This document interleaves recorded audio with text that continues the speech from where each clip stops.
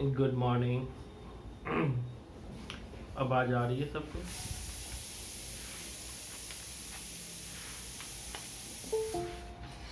Morning sir. Good morning, good morning. आज जो हम लोग एक नए टॉपिक पढ़ना है, अधिगम मतलब लर्निंग। अधिगम का क्या है, मतलब अधिगम का महत्व क्या है एजुकेशन में, शिक्षा में, और लर्निंग को लेकर के जो हमारे शिक्षा शास्त्री रहे हैं, मनोवैज्ञानिक रहे हैं, उन्होंने अधिगम के बारे में क्या कहा है, उनकी सोच क्या है। ये टॉपिक जो है हमारा, जो लर्निंग टॉपिक है, यहाँ से आपको नेट में तो सवाल पूछे ही जाते हैं जो नेट के पेपर दोगे, क्योंकि नेट का टॉपिक ही है टीचिंग एप्टीट्यूड, शिक्षण अभिप्रेरणा या अभिक्षमता।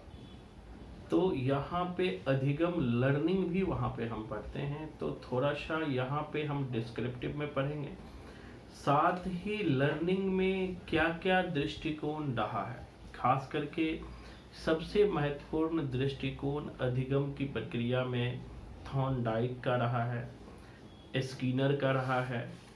थॉर्नडाइक, स्किनर, एक दो और है जिनका लर्निंग में बहुत महत्व, पेवलॉक, थॉर्नडाइक और स्किनर। इन तीनों के दृष्टिकोण को आज हम लोग देखेंगे और ये चीज मतलब इन चीजों को समझने का प्रयास करेंगे कि शिक्षण अधिगम में किस प्रकार इनके दृष्टिकोण सहायक होता है, कैसे एक दूसरे की सहायता करता है। क्योंकि अब जो सवाल आप देखेंगे, जहाँ से भी सवाल पूछे जाते हैं, सवाल डेप्थ में पूछे जाते हैं, चाहे वो सीटेट का सवाल हो, चाहे नेट का सवाल हो, चाहे आप में से कोई टीजीटी, पीजीटी या पीआरटी दे रहे हो, हर प्रकार के सवाल जो है, अब सवाल की वो प्रकृति नहीं रही है कि आपसे डायरेक्ट सवाल पूछ लिया जाता है और आप बता के निकल जाओ। कोई भी पेपर में मैं देखता हूँ, जीके का भी पेपर देखता हूँ, अभी यूपी का पेपर हुआ है, जब तक आपको जीके का डेप्थ नॉलेज नहीं होगा, छोटे छोटे चीजें पकड़ में नहीं आएगी। क्योंकि और एक ये चीज भी मैं देख रहा हूँ पिछले कुछ दिनों से, जो रिजल्ट का पैटर्न हो रहा है, खास करके टीजीटी, पीजीटी, पीआरटी, DSSB में, उन्हीं बच्चों का रिजल्ट हो रहा है जिनका सब्जेक्ट पर तो पकड़ है ही, साथ ही उसके दूसरे पार्ट पे भी पकड़ है। तो मैं अधिकतर देखता हूँ कि जो आईएएस का एक्सपेरिमेंट होता है, जो आईएएस की तैयारी करते हैं, पीसीएस की तैयारी करते हैं, उनका जीके पर डेप्थ पकड़ होता है, इसलिए वो दूसरे से स्कोर ज़्यादा लेके चले जाते हैं। और जो एक सब्जेक्ट पे घूमते रहते हैं, जैसे कि मान लिया किसी बच्चे का हिंदी है तो वो सिर्फ हिंदी पढ़ते रह जाता है, किसी बच्चे का संस्कृत है तो वो संस्कृत पढ़ते रहता है, किसी बच्चे का हिस्ट्री है तो हिस्ट्री पढ़ते रहता है, लेकिन दूसरे सेक्शन पे काम नहीं कर पाता है। इसी तरह नेट में भी है कि हम एक सेक्शन पे तो काम कर लेते हैं, अगर हिंदी साहित्य के हैं तो खूब डेप्थ पकड़ होता है, लेकिन वही फर्स्ट पेपर पे आते हैं तो पकड़ नहीं होता है।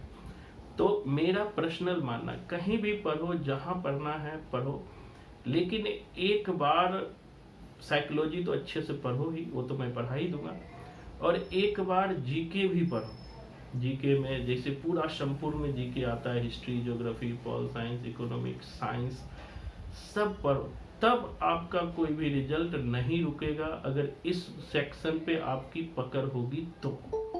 नहीं तो वो समस्या क्रिएट होते रहता है, आपको लगेगा कि हमें पकड़ है, एग्जाम में जाएंगे, हर एग्जाम में किसी एग्जाम में 2 नंबर से रुक गए, किसी एग्जाम में 4 नंबर से रुक गए, और ये प्रोसेस चलते रहता है। तो जो मैंने महसूस किया उसी चीज पे मैं काम करता हूँ। मुझे लगा कि जो साइकोलॉजी सेक्शन है उसमें बहुत डेप्थ की जरूरत होती है, साइकोलॉजी ही नहीं, अदर जीके सेक्शन में, जैसे कि डीएसएसबी का जीके होता है, मैंने देखा कि डीएसएसबी के जीके सामान्य जीके से अलग होता है, जिसे आप 1-2 महीने में पढ़ लेते हो। जैसे मैं भी पढ़ाता हूँ, अलग से DSSB का बैच शुरू करता हूँ, तो उनका ड्यूरेशन जीके का 1 महीना में सब कुछ पढ़ाना होता है, 1-1.5 महीने में। लेकिन जो हमारा पर्सनल सोच है, आपको जीके में कम से कम 6 महीना साल भर टाइम देना होगा, तब आपका रिजल्ट की गारंटी होगी हर फील्ड में। अगर आज दीजिए जीके में टाइम, या फिर 6 महीना बाद दीजिए या 5 साल बाद दीजिए, रिजल्ट तभी होगा जब आपके जीके पे पकड़ होगी। जीके हो गया, साइकोलॉजी हो गया, हर चीज पे पकड़ होगी, मैथ हो गया, रीजनिंग हो गया। आप ये सोचते रहेंगे कि हम ऊपर ऊपर पढ़ के जाएंगे, रिजल्ट ले लेंगे, तो ऐसा नहीं होता है। कंपटीशन बहुत ज्यादा है। तो इन चीजों को, जिनका भी बच्चे का रिजल्ट होता है, उनसे मैं पूछता हूँ।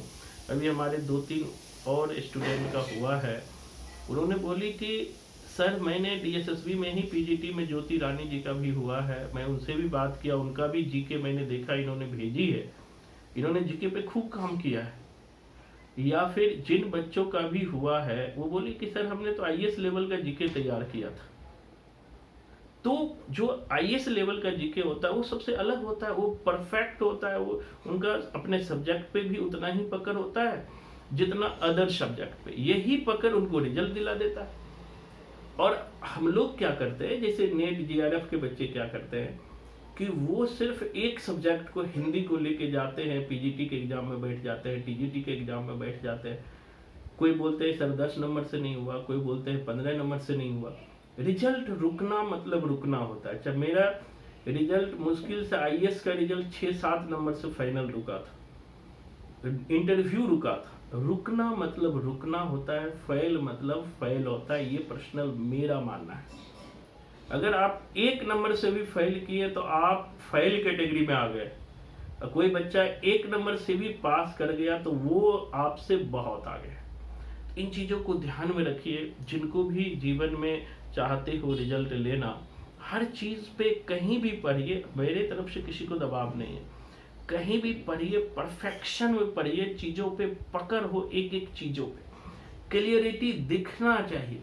जैसे आपका नाम पूछता है क्या नाम है, फट से बताते हैं। हम लोग भी थे, जब मैं IAS की तैयारी करता था, हमें जीके पे इतनी पकड़ थी, किसी भी तरह का सवाल पूछते थे, मैं जोड़ के आंसर ले आता था। तो वो पकड़ आप सबको भी बनानी है। अगर आप चाहते हो कि हमारा फाइनल रिजल्ट हो, मैं बीच के रिजल्ट की बात नहीं करता हूँ कि जैसे किसी ने CTET पढ़ लिया, किसी ने PGT पढ़ लिया, ये सब नहीं। फाइनल रिजल्ट की बात मैं सीधे करता हूँ कि आपका फाइनल करियर तभी बनेगा जब हर चीज पे परफेक्ट पकड़ होगी। और रिजल्ट उन्हीं का होता है जिनका परफेक्ट पकड़ होती है। कोई भी हवा में रिजल्ट नहीं होता है, ये चीज तो मैं आपको बता दूं। क्योंकि इस बार भी 4 बच्चे का PGT में मेरे स्टूडेंट का हुआ है। 3 बच्चे तो पुराने हैं, एक आपके बैच में पढ़ रही है ज्योति रानी। तो उनसे हमने बात किया तो वो यही कहा हमें कि सर बच्चे में कमियां कहाँ। तो उन्होंने एक चीज बहुत अच्छी बोली, कल भी हमारी बात हो रही थी कि सर कमियां कहाँ है कि बच्चे एक सब्जेक्ट पे लेके घूमते रहते हैं। चाहे उनका सब्जेक्ट हिंदी है, उस पर पकड़ बना लेते हैं, सकते हैं कि हम तिस्मार खां बन गए। किसी का पॉलिटिकल साइंस है, पकड़ बना लिए, समझ गए तिस्मार खां हो गए। लेकिन एक बड़े सेक्शन को वो भूल जाते हैं, बड़े सेक्शन पे बिल्कुल उनकी पकड़ नहीं होती, और वही बड़े सेक्शन उनको डुबो देता है। और वो 4 साल 5 साल से एग्जाम दे रहा होता है, एक भी फाइनल रिजल्ट नहीं होता है।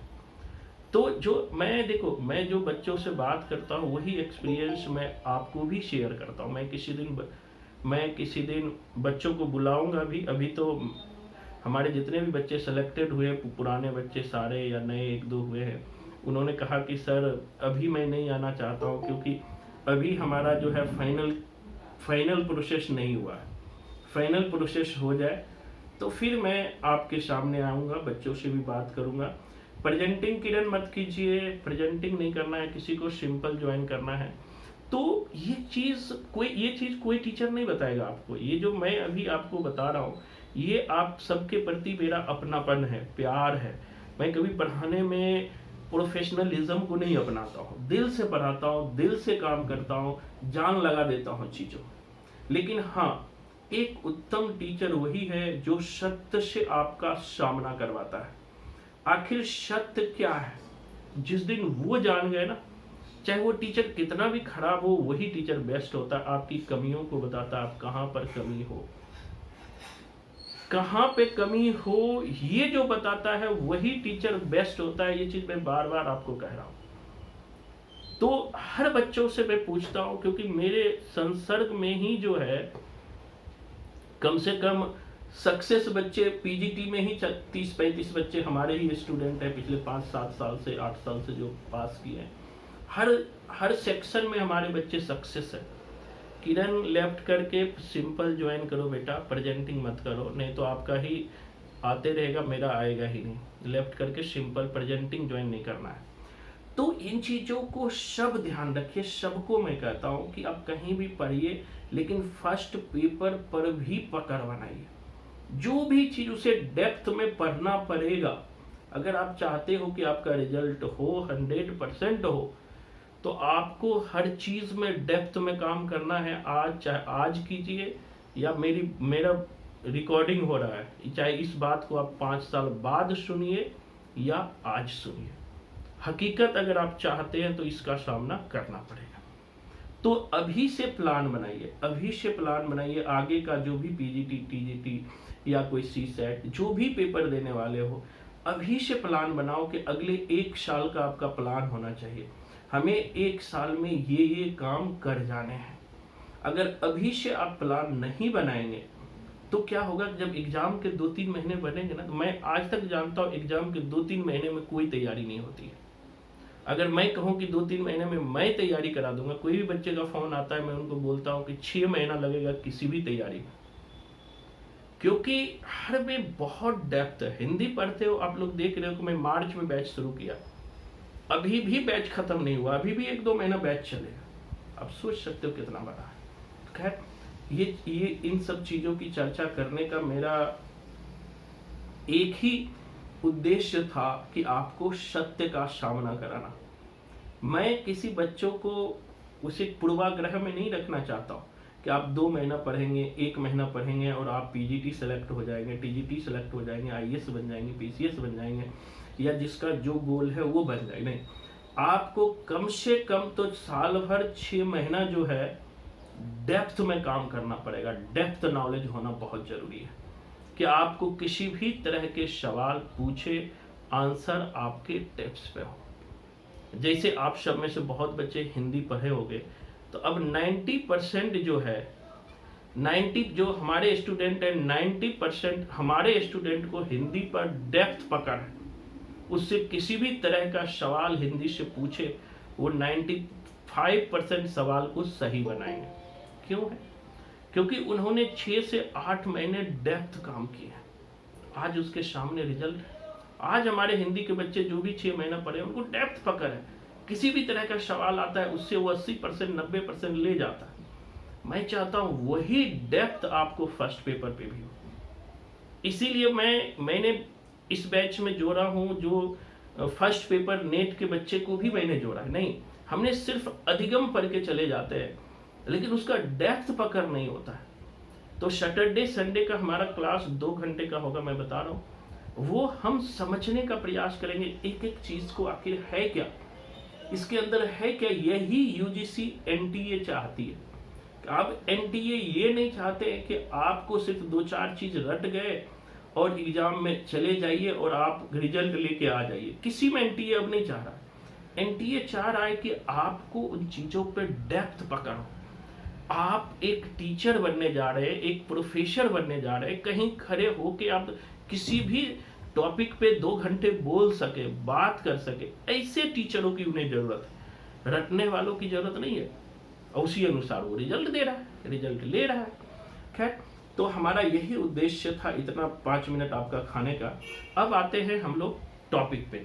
आज का हेडिंग बनाइएगा अधिगम। सबसे पहले हम समझेंगे अधिगम होता क्या है। अधिगम को इंग्लिश में कहते हैं लर्न। सर नमस्ते सर। नमस्ते। सर, क्लास शुरू करने से पहले सर, लास्ट में ना, क्लास के लास्ट में कुछ ऐसे भी स्टूडेंट हैं यहाँ जुड़े हुए, जिन्हें पता नहीं है कि बीए के बाद करना क्या है। थोड़ा सा मार्गदर्शन कर बिल्कुल बिल्कुल बिल्कुल, हाँ लास्ट में 15 मिनट मैं लूँगा कि अगर जो बच्चे अभी बीए किए हो उनको क्या करना है, थोड़ा अभी पढ़ा लें, क्योंकि अधिकतर बच्चे ऐसे हैं जो पहली बार जुड़ रहे हैं। और मैं उन बच्चों से तो बड़ा खुश रहता हूँ जो बच्चे बीए करके हमसे जुड़े हैं, क्योंकि आपके पास अभी अपार संभावनाएं हैं। अगर अभी से आपने अपने करियर के प्रति ध्यान दे दिया, अगले 1 से 2 साल में आपका रिजल्ट कोई नहीं रोक सकता। मैंने ऐसे बच्चों को देखा है, अभी मेरे जीके के बैच में 12th पास बच्चे हैं जो 12th करके आए, और वो बच्चे इतने डेडिकेशन के साथ पढ़ रहे हैं, 1-2 बच्चे, कि वो सोचो 2-3 साल में कहाँ जाएंगे। तो उस पर भी मैं चर्चा करूंगा। पहले टॉपिक को समझना एकदम आराम से, वो हमारे क्लास में कोई हेडेक नहीं लेना है, बस ये ध्यान रखना कि पढ़ाई के दौरान कोई दूसरा काम ना करें। ऐसा नहीं है कि सर पढ़ा रहे हैं हम बाहर घूम रहे हैं, पड़ोसियों से बात कर रहे हैं, नहीं, बिल्कुल नहीं। आपको ये एकदम पता होना चाहिए कि हम रेगुलर क्लास में बैठे हुए हैं, सर हमें देख रहे हैं। देखिए, मैं बड़ा दिल से काम करता हूँ और मेरा ये मानना होता है कि अपने पैर पे कभी कुल्हाड़ी मत मारो। जिंदगी का रूल है, रूल यही है कि अगर तुमने समय को बर्बाद किया तो एक दिन समय तुझे हमें सबको बर्बाद कर देगा। मेरे एक कहानी के साथ शुरू करूंगा। एक सब्जी वाले से मैंने पूछा था, वो सब्जी वाला बोलता है, भैया मैंने युवा अवस्था में जब बीए कर रहा था, 10th कर रहा था, मेरे मम्मी पापा बड़ा कहते थे बेटा पढ़ लो, मैं पढ़ता नहीं था, घूमते रहता था, मैंने समय को बर्बाद किया। हमारे सारे दोस्त आज बड़े बड़े ऑफिसर हैं और मैं सब्जी बेच रहा हूँ। क्यों बेच रहा हूँ? क्योंकि हमने समय को बर्बाद किया, समय ने हमें बर्बाद कर दिया। ये चीज बड़ा लिखने वाली बात है कि हमने समय को बर्बाद किया, समय ने हमें बर्बाद कर दिया। अभी मौका है तो संपूर्ण समर्पण के साथ झोंक दीजिए अपने कैरियर की ओर कि हमें जो चाहते हैं वो मिल जाए, और जरूर मिलेगा। हम लोग अधिगम सीखने वाले हैं, बहुत सारी बात मैं एक्स्ट्रा भी कर देता हूँ। बहुत जरूरी है मोटिवेशन, क्योंकि टीचिंग एप्टीट्यूड में पहला ही काम होता है बच्चों के व्यवहार में परिवर्तन लाना ही शिक्षक का उद्देश्य होता है। पहला ही आंसर होता है, अगर पूछेगा अधिगम का उद्देश्य क्या होता है, व्यवहार में परिवर्तन लाना। कल तक आपका जो व्यवहार था, आज हमने उसमें अगर परिवर्तन ला लिया तो वही अधिगम है, वही लर्निंग है, वही सीखने की प्रक्रिया है। एक समान अधिगम की अगर मैं बात करूं तो हमने पहले भी चर्चा किया कि अधिगम जो सीखने की जो प्रक्रिया होती है, मतलब प्रोसेस ऑफ लर्निंग जो होता है, मानव जन्म से लेकर के मृत्यु तक कुछ न कुछ सीखते रहता है। और ये जो सीखने की जो सीखता है मानव, या जो बालक जन्म से लेकर के जो उसका सीखने का जो प्रोसेस शुरू होता है, वह उनके विकास को प्रभावित करता है। बालक जो नई नई आदतें सीखता है, रीति रिवाज, परंपराओं, रूढ़ियों का अनुसरण करता है, वही आगे उसका मार्ग तय करता है। हमारे अंदर जो एक बौद्धिक कौशल, समझिए फिर लिखाऊंगा, अभी चिंता नहीं करना, रिकॉर्डिंग भी हो रहा है। हमारे अंदर जो एक स्किल डेवलपमेंट होता है, एक बौद्धिक कौशल का जो विकास होता है, वो अधिगम के द्वारा ही होता है, सीखने के द्वारा ही होता है। जो मनोवैज्ञानिक है, जो साइकोलॉजिस्ट है, जो मनोवैज्ञानिक है, वह भी मानते हैं कि प्रत्येक व्यक्ति कुछ न कुछ मूल प्रवृत्तियों को लेकर जन्म लेता है।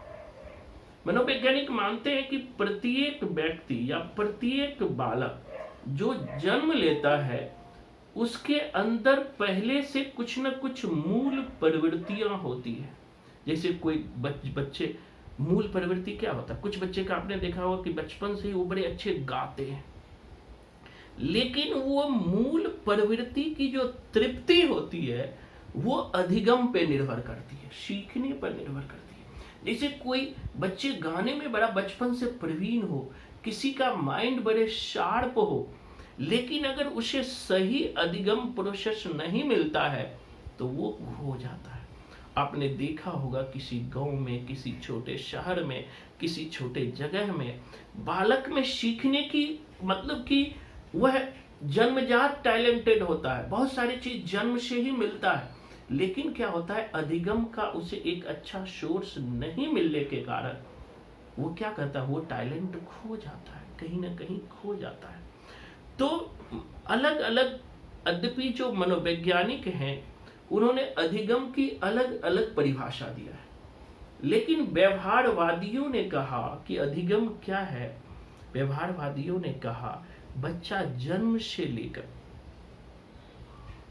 जन्म से ही अपने वातावरण से जो अनुभव ग्रहण करके अपने व्यवहार में परिवर्तन लाता है। समझना व्यवहारवादी क्या कहता है, पूछ भी लेता है स्थापना और तर्क में कि एक बच्चा जन्म से ही अपने वातावरण से अनुभव ग्रहण करके व्यवहार में जो परिवर्तन लाता है उसे ही अधिगम कहते हैं।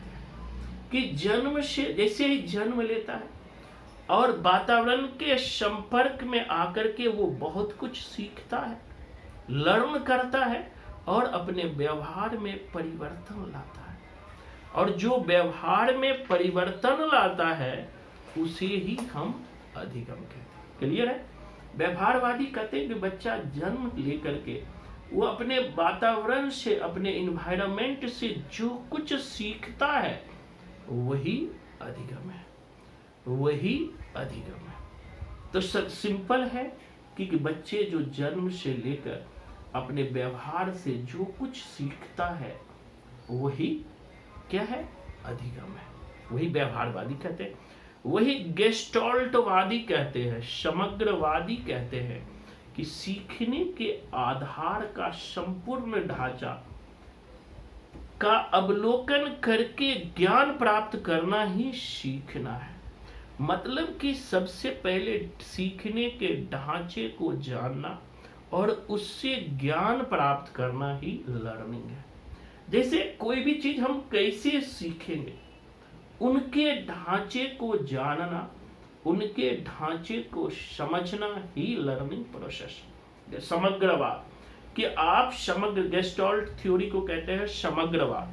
समग्रवाद सिद्धांत कहता है कि हम जब तक संपूर्ण ढांचे को नहीं जानेंगे बच्चे सीखेगा कैसे। जैसे हम पहले किसी बच्चे को खेल में भेजना चाहते हैं तो हम खेल के ढांचों को समझते हैं, फिर उनके अंदर जाकर के सीखते हैं, उसके अंदर सीखते हैं। तो कुछ महत्वपूर्ण थॉट है, जैसे इसी में कुछ, जैसे एक और मनोवैज्ञानिक है क्रो एंड क्रो, ये लिखाऊंगा पहले समझ लो। ये कहता है कि अधिगम को आदतों, ज्ञान और अभिवृत्तियों को ग्रहण करना बताया गया है। अधिगम क्या है, तो क्रो एंड क्रो ने कहा कि जो हमारी आदत है, जो हमारी ज्ञान है, जो हमारी अभिवृत्तियां हैं, उनको जो हम ग्रहण करते हैं, उनसे जो हम बात अपने आदतों से जो ग्रहण करते हैं, अपने नॉलेजों से जो ग्रहण करते हैं, अपने अभिवृत्तियों से जो ग्रहण करते हैं, उसे ही जो हम क्या कहते हैं, उसे ही हम अधिगम कहते हैं। इसी तरह से गेट्स के अनुसार, अभी लिखवाऊंगा पहले समझ लो, एक ही बात सब क्या होता है? क्या अभिवृत्ति, अभिवृत्ति होता है हर मनुष्य का जो चाल चलन होता है ना, उसकी एटीट्यूड कहते हैं, उसे अभिवृत्ति कहते हैं। जैसे हमारा एटीट्यूड ये है, हमारा अभिवृत्ति ये है, हमारे कार्य करने का तरीका ये है, उसी को एटीट्यूड बोलते हैं, अभिवृत्ति कहते हैं। गेट्स कहते हैं कि सीखना अनुभव द्वारा व्यवहार का संशोधन है। गेट्स कहते हैं सीखना जो है अनुभव द्वारा व्यवहार का संशोधन है। सबसे महत्वपूर्ण स्कीनर, बड़ा फेमस नाम आया है स्कीनर का, थॉट हम पढ़ेंगे। स्कीनर कहता है कि व्यवहार के अर्जन में प्रगति की प्रक्रिया को अधिगम कहते हैं। कि व्यवहार के अर्जन में प्रगति की प्रक्रिया को अधिगम कहते हैं। कि किसी व्यवहार के द्वारा, हम व्यवहार के द्वारा जब कोई भी चीज में प्रगति करते हैं, विकास करते हैं, डेवलपमेंट करते हैं, तो अधिगम कहते हैं। अगर विस्तृत रूप में अगर अधिगम की परिभाषा आप देखोगे तो क्या है अधिगम? व्यवहार में परिवर्तन है। अधिगम क्या है? व्यवहार में परिवर्तन है, या अधिगम व्यवहार का संगठन भी है। आपका लर्निंग प्रोसेस क्या है? व्यवहार का संगठन है, ऑर्गेनाइजेशन है। धीरे धीरे आपका व्यवहार जो है उस ऑर्गेनाइजेशन का उसे रूप देता है। अधिगम नवीन प्रक्रिया की भी पुष्टि है कि नई नई प्रक्रियाओं को हम अधिगम के द्वारा सीखते हैं। अब अधिगम जो है, अधिगम के द्वारा हम नए नए चीजों को सीखते हैं, यानी व्यवहार में परिवर्तन ला जाते हैं। और ये परिवर्तन, ध्यान रखिएगा, अधिगम जो है जिसके द्वारा बालक के व्यवहार में परिवर्तन लाते हैं।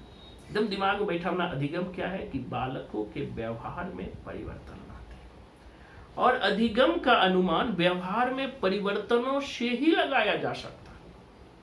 कहता है कि एक बालक में अधिगम क्या है? व्यवहार में परिवर्तन।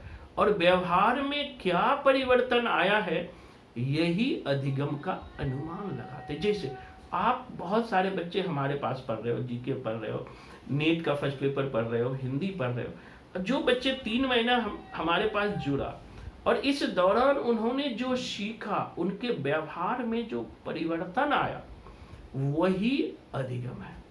और ये ध्यान रखना, ये परिवर्तन किसी भी दिशा में हो सकता है। कथन कारण में पूछा है कि अधिगम व्यवहार में परिवर्तन है, ये परिवर्तन केवल ऋणात्मक दिशा में होता है, केवल धनात्मक दिशा में होता है। गलत है।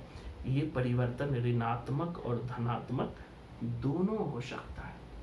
कोई जरूरी नहीं है कि आप मान लिया मेरे पास जुड़े तो आप पे एक अच्छाई का विकास हो सकता है। आप खराब व्यक्ति से जुड़े या आपको खराब माहौल मिले तो आपका व्यवहार में परिवर्तन खराबी हो जाएगा। जैसे एक उदाहरण दे दूं, एक 14-15 साल का बालक होता है और उनको आतंकवादी बना दिया जाता है। पाकिस्तान पकड़ पकड़ के ले जाता है बच्चों को।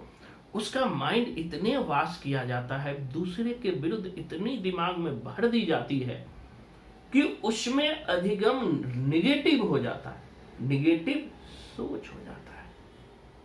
और एक चीज ध्यान रखना कि अधिगम के फलस्वरूप होने वाला परिवर्तन जो है अस्थायी होता है। अधिगम के द्वारा जो परिवर्तन होता है वो अस्थायी होता है। जैसे आपने कुछ सीखा, आपने धीरे धीरे मेरे पास या कोई अच्छे टीचर के पास रहकर सीखा, तो वो क्या होता है कि एक परमानेंट होता है, आपके स्वभाव में परिवर्तन आता है। एक उदाहरण देखो कि आज से 6 साल पहले बच्चे जो मेरे पास पढ़ा है, वो बच्चे कहीं पोस्टेड है, किसी बच्चे को जरूरत पड़ती है कि सर हमें पीएचडी में एडमिशन लेना है, हमें जॉब करना है, तो मैं उन बच्चों का नंबर देता हूँ। वो बच्चे तुरंत पॉजिटिव जवाब देते हैं, अच्छा सर ने बोला है, अच्छा ये कर लो। ये क्या है कि मतलब उनका परिवर्तन अस्थायी है, कि उनके जो सोच में परिवर्तन आया। इसीलिए कहता है अधिगम के परिणाम स्वरूप जो परिवर्तन आता है वो अस्थायी होता है, वह अस्थायी होता है। और देखिए कि और ये भी अधिगम में होता है कि व्यवहार में होने वाला परिवर्तन अभ्यास के फलस्वरूप होता है। ऐसा नहीं कि आप एक बार मुझसे सुन लिए, आपके पूरे व्यवहार में परिवर्तन। ये परिवर्तन अस्थायी तभी होगा जब आप कंटिन्यू अभ्यास में रहोगे। कंटिन्यू अभ्यास में रहोगे। अगर आपने अभ्यास छोड़ दिया तो आपका परिवर्तन रुक गया। तो इसीलिए कहता है कि ये परिवर्तन तभी अस्थायी होता है जब ये अभ्यास के फलस्वरूप होता है। आप कंटिन्यू किसी चीज का अभ्यास करते, जैसे एक गायक होता है, वो कंटिन्यू डेली मतलब कि अभ्यास करता है, तो वो क्या होता है? अभ्यास होता है। और अधिगम को एक मानसिक प्रक्रिया भी कह सकते हैं। क्यों मानसिक प्रक्रिया कह सकते हैं? तो ध्यान रखना, मानसिक प्रक्रिया इसलिए कहते हैं कि लर्निंग में मनोवैज्ञानिकता जुड़ा होता है। शुरू के क्लास में ही हमने बताया था, किसी व्यक्ति में अधिगम का विकास तब तक नहीं कर सकते हैं जब तक उनके मनोवैज्ञानिक एक्टिविटी को नहीं जाने। मनोवैज्ञानिक एक्टिविटी को जानेंगे तभी उसका लर्निंग डेवलपमेंट कर सकते हैं। इसीलिए अधिगम को एक मानसिक प्रक्रिया भी कहा जा सकता है। क्लियर है? पहले समझो, उसके बाद लिखूंगा। अब आते हैं कि आखिर सामान्य रूप से जब हम अधिगम, आप समझ गए होंगे लर्निंग प्रोसेस क्या है, भिन्न भिन्न दार्शनिकों का क्या मत है, फिर मनोवैज्ञानिकों का, वो तो खैर मैं लिखवा दूंगा। दूसरी बात आते हैं कि जैसे हम कहते हैं अधिगम की विशेषता क्या है। देखो क्लास को आप सुन भी लोगे ना तो 90% सवाल बना के आ जाओगे। सर जो आपने बताया परिवर्तन अस्थायी है, अस्थाई नहीं है, अस्थाई, अस्थाई परमानेंट है। हाँ, अगर आपका एग्जांपल से समझा दो। हाँ, जैसे कि एक बालक को है, उनके डेली अभ्यास करवा रहे हैं कोई भी चीज का। जैसे एक बालक है मतलब वो बालक गाना चाहता है, मतलब कि सिंगर बनना चाहता है, ठीक है। तो उस बालक को हम क्या कर रहे हैं, डेली अभ्यास कर रहा है, डेली अभ्यास कर रहा है। तो उनके जो सुरों में जो है एक अस्थाई विकास होता है, एक ऐसे विकास पे आ जाता है कि उसका परिवर्तन अस्थाई हो जाता है, वो अच्छे गाय। अब सोनू निगम को ज्यादा रियाज की जरूरत नहीं होती, यद्यपि वो करता है क्योंकि लर्निंग प्रक्रिया में अभ्यास कंटिन्यूअस होता है, वो कहीं भी जाके गाना शुरू कर देता है।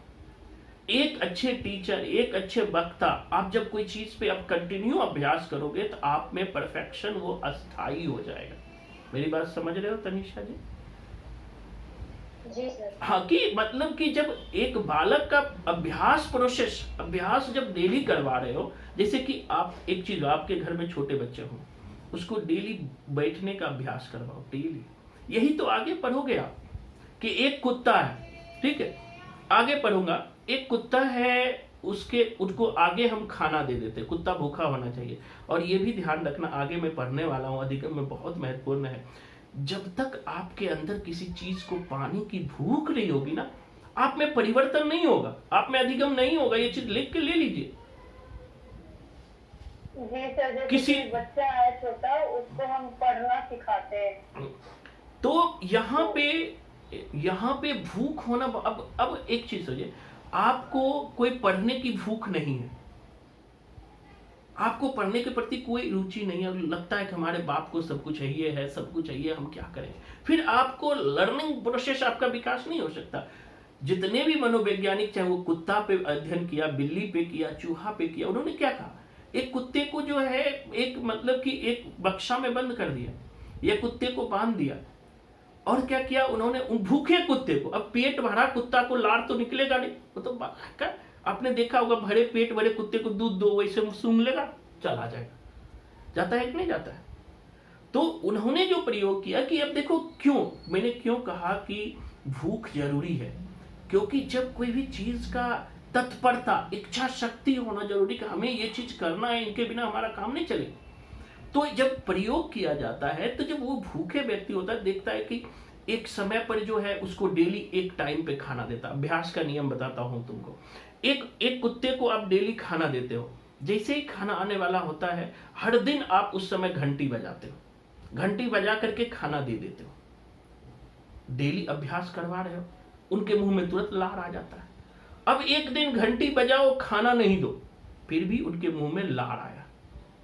क्यों आया? क्योंकि उसके दिमाग में आ गया, लार आना एक अभ्यास के नियम को तय करता है कि आपने इस समय ये काम किया। जैसे एक छोटे बच्चे को 8 बजे स्कूल जाना होता है, आप कहते हो बच्चों 8 बज गया, या हमारी क्लास आज 11 बजे होने वाली थी, मैंने मैसेज किया तो अच्छा सर का 11 बजे क्लास, आप 11:15 बजे अलर्ट हो गए। तो ये क्या होता है कि धीरे धीरे अभ्यास यही बताता है, आगे पढ़ेंगे समझ जाओगे। अब आते हैं लर्निंग की विशेषताएं क्या होता है। एक तो समझिएगा, जो लर्निंग है वो निरंतर चलने वाली प्रक्रिया है, रुकती नहीं है। ऐसा नहीं कि हाँ, ये जो परमानेंट है, इसमें ये एग्जांपल हो सकते हैं, जैसे एक बच्चा होता है, वो ब्लैंक स्लेट की तरह स्कूल में जाता है, सबसे पहले कुछ भी नहीं पता होता, एक छोटा बच्चा होता है, तो उसको सबसे पहले अल्फाबेट से स्टार्ट करवाते हैं टीचर्स। तो वो अल्फाबेट्स को धीरे धीरे वो फिर वर्ड्स बनाता है, उससे फिर सेंटेंस बनाता है, तो मतलब कि उनमें परमानेंट चेंज ला देते हैं, वो बार बार उनको बुलवा के, तो वो उसकी लाइफ टाइम अभी भी सुन लोगे तो कोई भी बच्चा एबीसी नहीं भूलता, बिल्कुल, उसका वो परमानेंट चेंज आ गया लर्निंग के थ्रू। और उनके व्यवहार में चेंज आ गया कि फर्स्ट टाइम बच्चा जाता है स्कूल में, नहीं जाता, वो जिद करता है नहीं जाना, फिर धीरे धीरे वो उस एनवायरनमेंट में सेट हो जाता है, उस लर्निंग एनवायरनमेंट में उसको ऐसा लर्निंग एनवायरनमेंट मिल जाता है कि वो फिर अपने आप ही जाने के लिए, मतलब कि जब हो जाता है तो फिर वो बाद में वो हो जाता है, बिल्कुल बिल्कुल सही आप बोल रहे हो। यही मतलब कि इस तरह आपने बताया, जैसे तो यही एक तरह का वो उसने धीरे धीरे लर्निंग ने उसको सिखाया कि से एडजस्टमेंट करनी एनवायरनमेंट में और एक परमानेंट उसमें चेंज ला दिया, उसके जो भी अंदर की जो फिर धीरे धीरे जो एबिलिटीज होती है उसको बाहर निकालने की, जो जन्मजात क्षमता होती है उसको बाहर निकाल लेगा धीरे धीरे तक। बिल्कुल बिल्कुल सही आप बता रहे हो कि अब बहुत अच्छा मेघना आपने बताया कि एक बालक स्कूल जाता, पहले जाना नहीं चाहता, लेकिन उनका जब अभ्यास बन जाता, अभी लॉकडाउन में बंद था, हमारे पास छोटे छोटे बच्चे थे, जब स्कूल खुली ना उनके अंदर बड़े क्रेजीनेस थे, क्योंकि उनका अभ्यास रुक गया। उनका अभ्यास क्या हुआ, रुक गया, लेकिन फिर अभ्यास शुरू होगा, फिर वो कंटिन्यू। व्यवहार में परिवर्तन में अभ्यास बहुत मायने रखता है कि ये इसीलिए इसीलिए तो हम अधिगम पढ़ते हैं। देखो अधिगम पढ़ने का फायदा कितना है, आप अपने बच्चों पे यूज कर सकते हो, अपने आसपास वातावरण पे यूज कर सकते हो, खुद पे यूज कर सकते हो कि अभ्यास, हमें कोई चीज याद अस्थायी तभी रहेगा जब हम अभ्यास करेंगे। ये भी समझ सकते हो कि कोई भी चीज अस्थायी तभी रहेगा जब हम अभ्यास करें। आपने देखा होगा अभ्यास आप छोड़ देते हो, चीजें भूल जाते हैं, लेकिन वही जब कंटिन्यू अभ्यास करते करते करते क्या होता है, वो परमानेंट हो जाता है ना। तो जो अधिगम की प्रक्रिया है, एक तो वो निरंतर चलने वाली प्रक्रिया है। हमने कहा है कि इसकी विशेषता है कि वो कंटिन्यूअस अधिगम कोई जरूरी नहीं है कि एक बालक में ही करता है, जवानी में भी करता है। आप में से बहुत सारे बच्चे हो जो 30 प्लस हो वो भी सीख रहे हो, कोई हमारे पास है जो 45 प्लस में है वो भी सीख रही है। तो अधिगम का कोई समय नहीं होता है कि हम अभी ही सीखेंगे, वो जीवन पर्यंत चलने वाली प्रवृत्ति है। दूसरी विशेषता है कि अधिगम व्यवहार में परिवर्तन है। मैंने बता ही दिया, इसको बताने की जरूरत नहीं है कि अधिगम जो है व्यवहार में परिवर्तन है।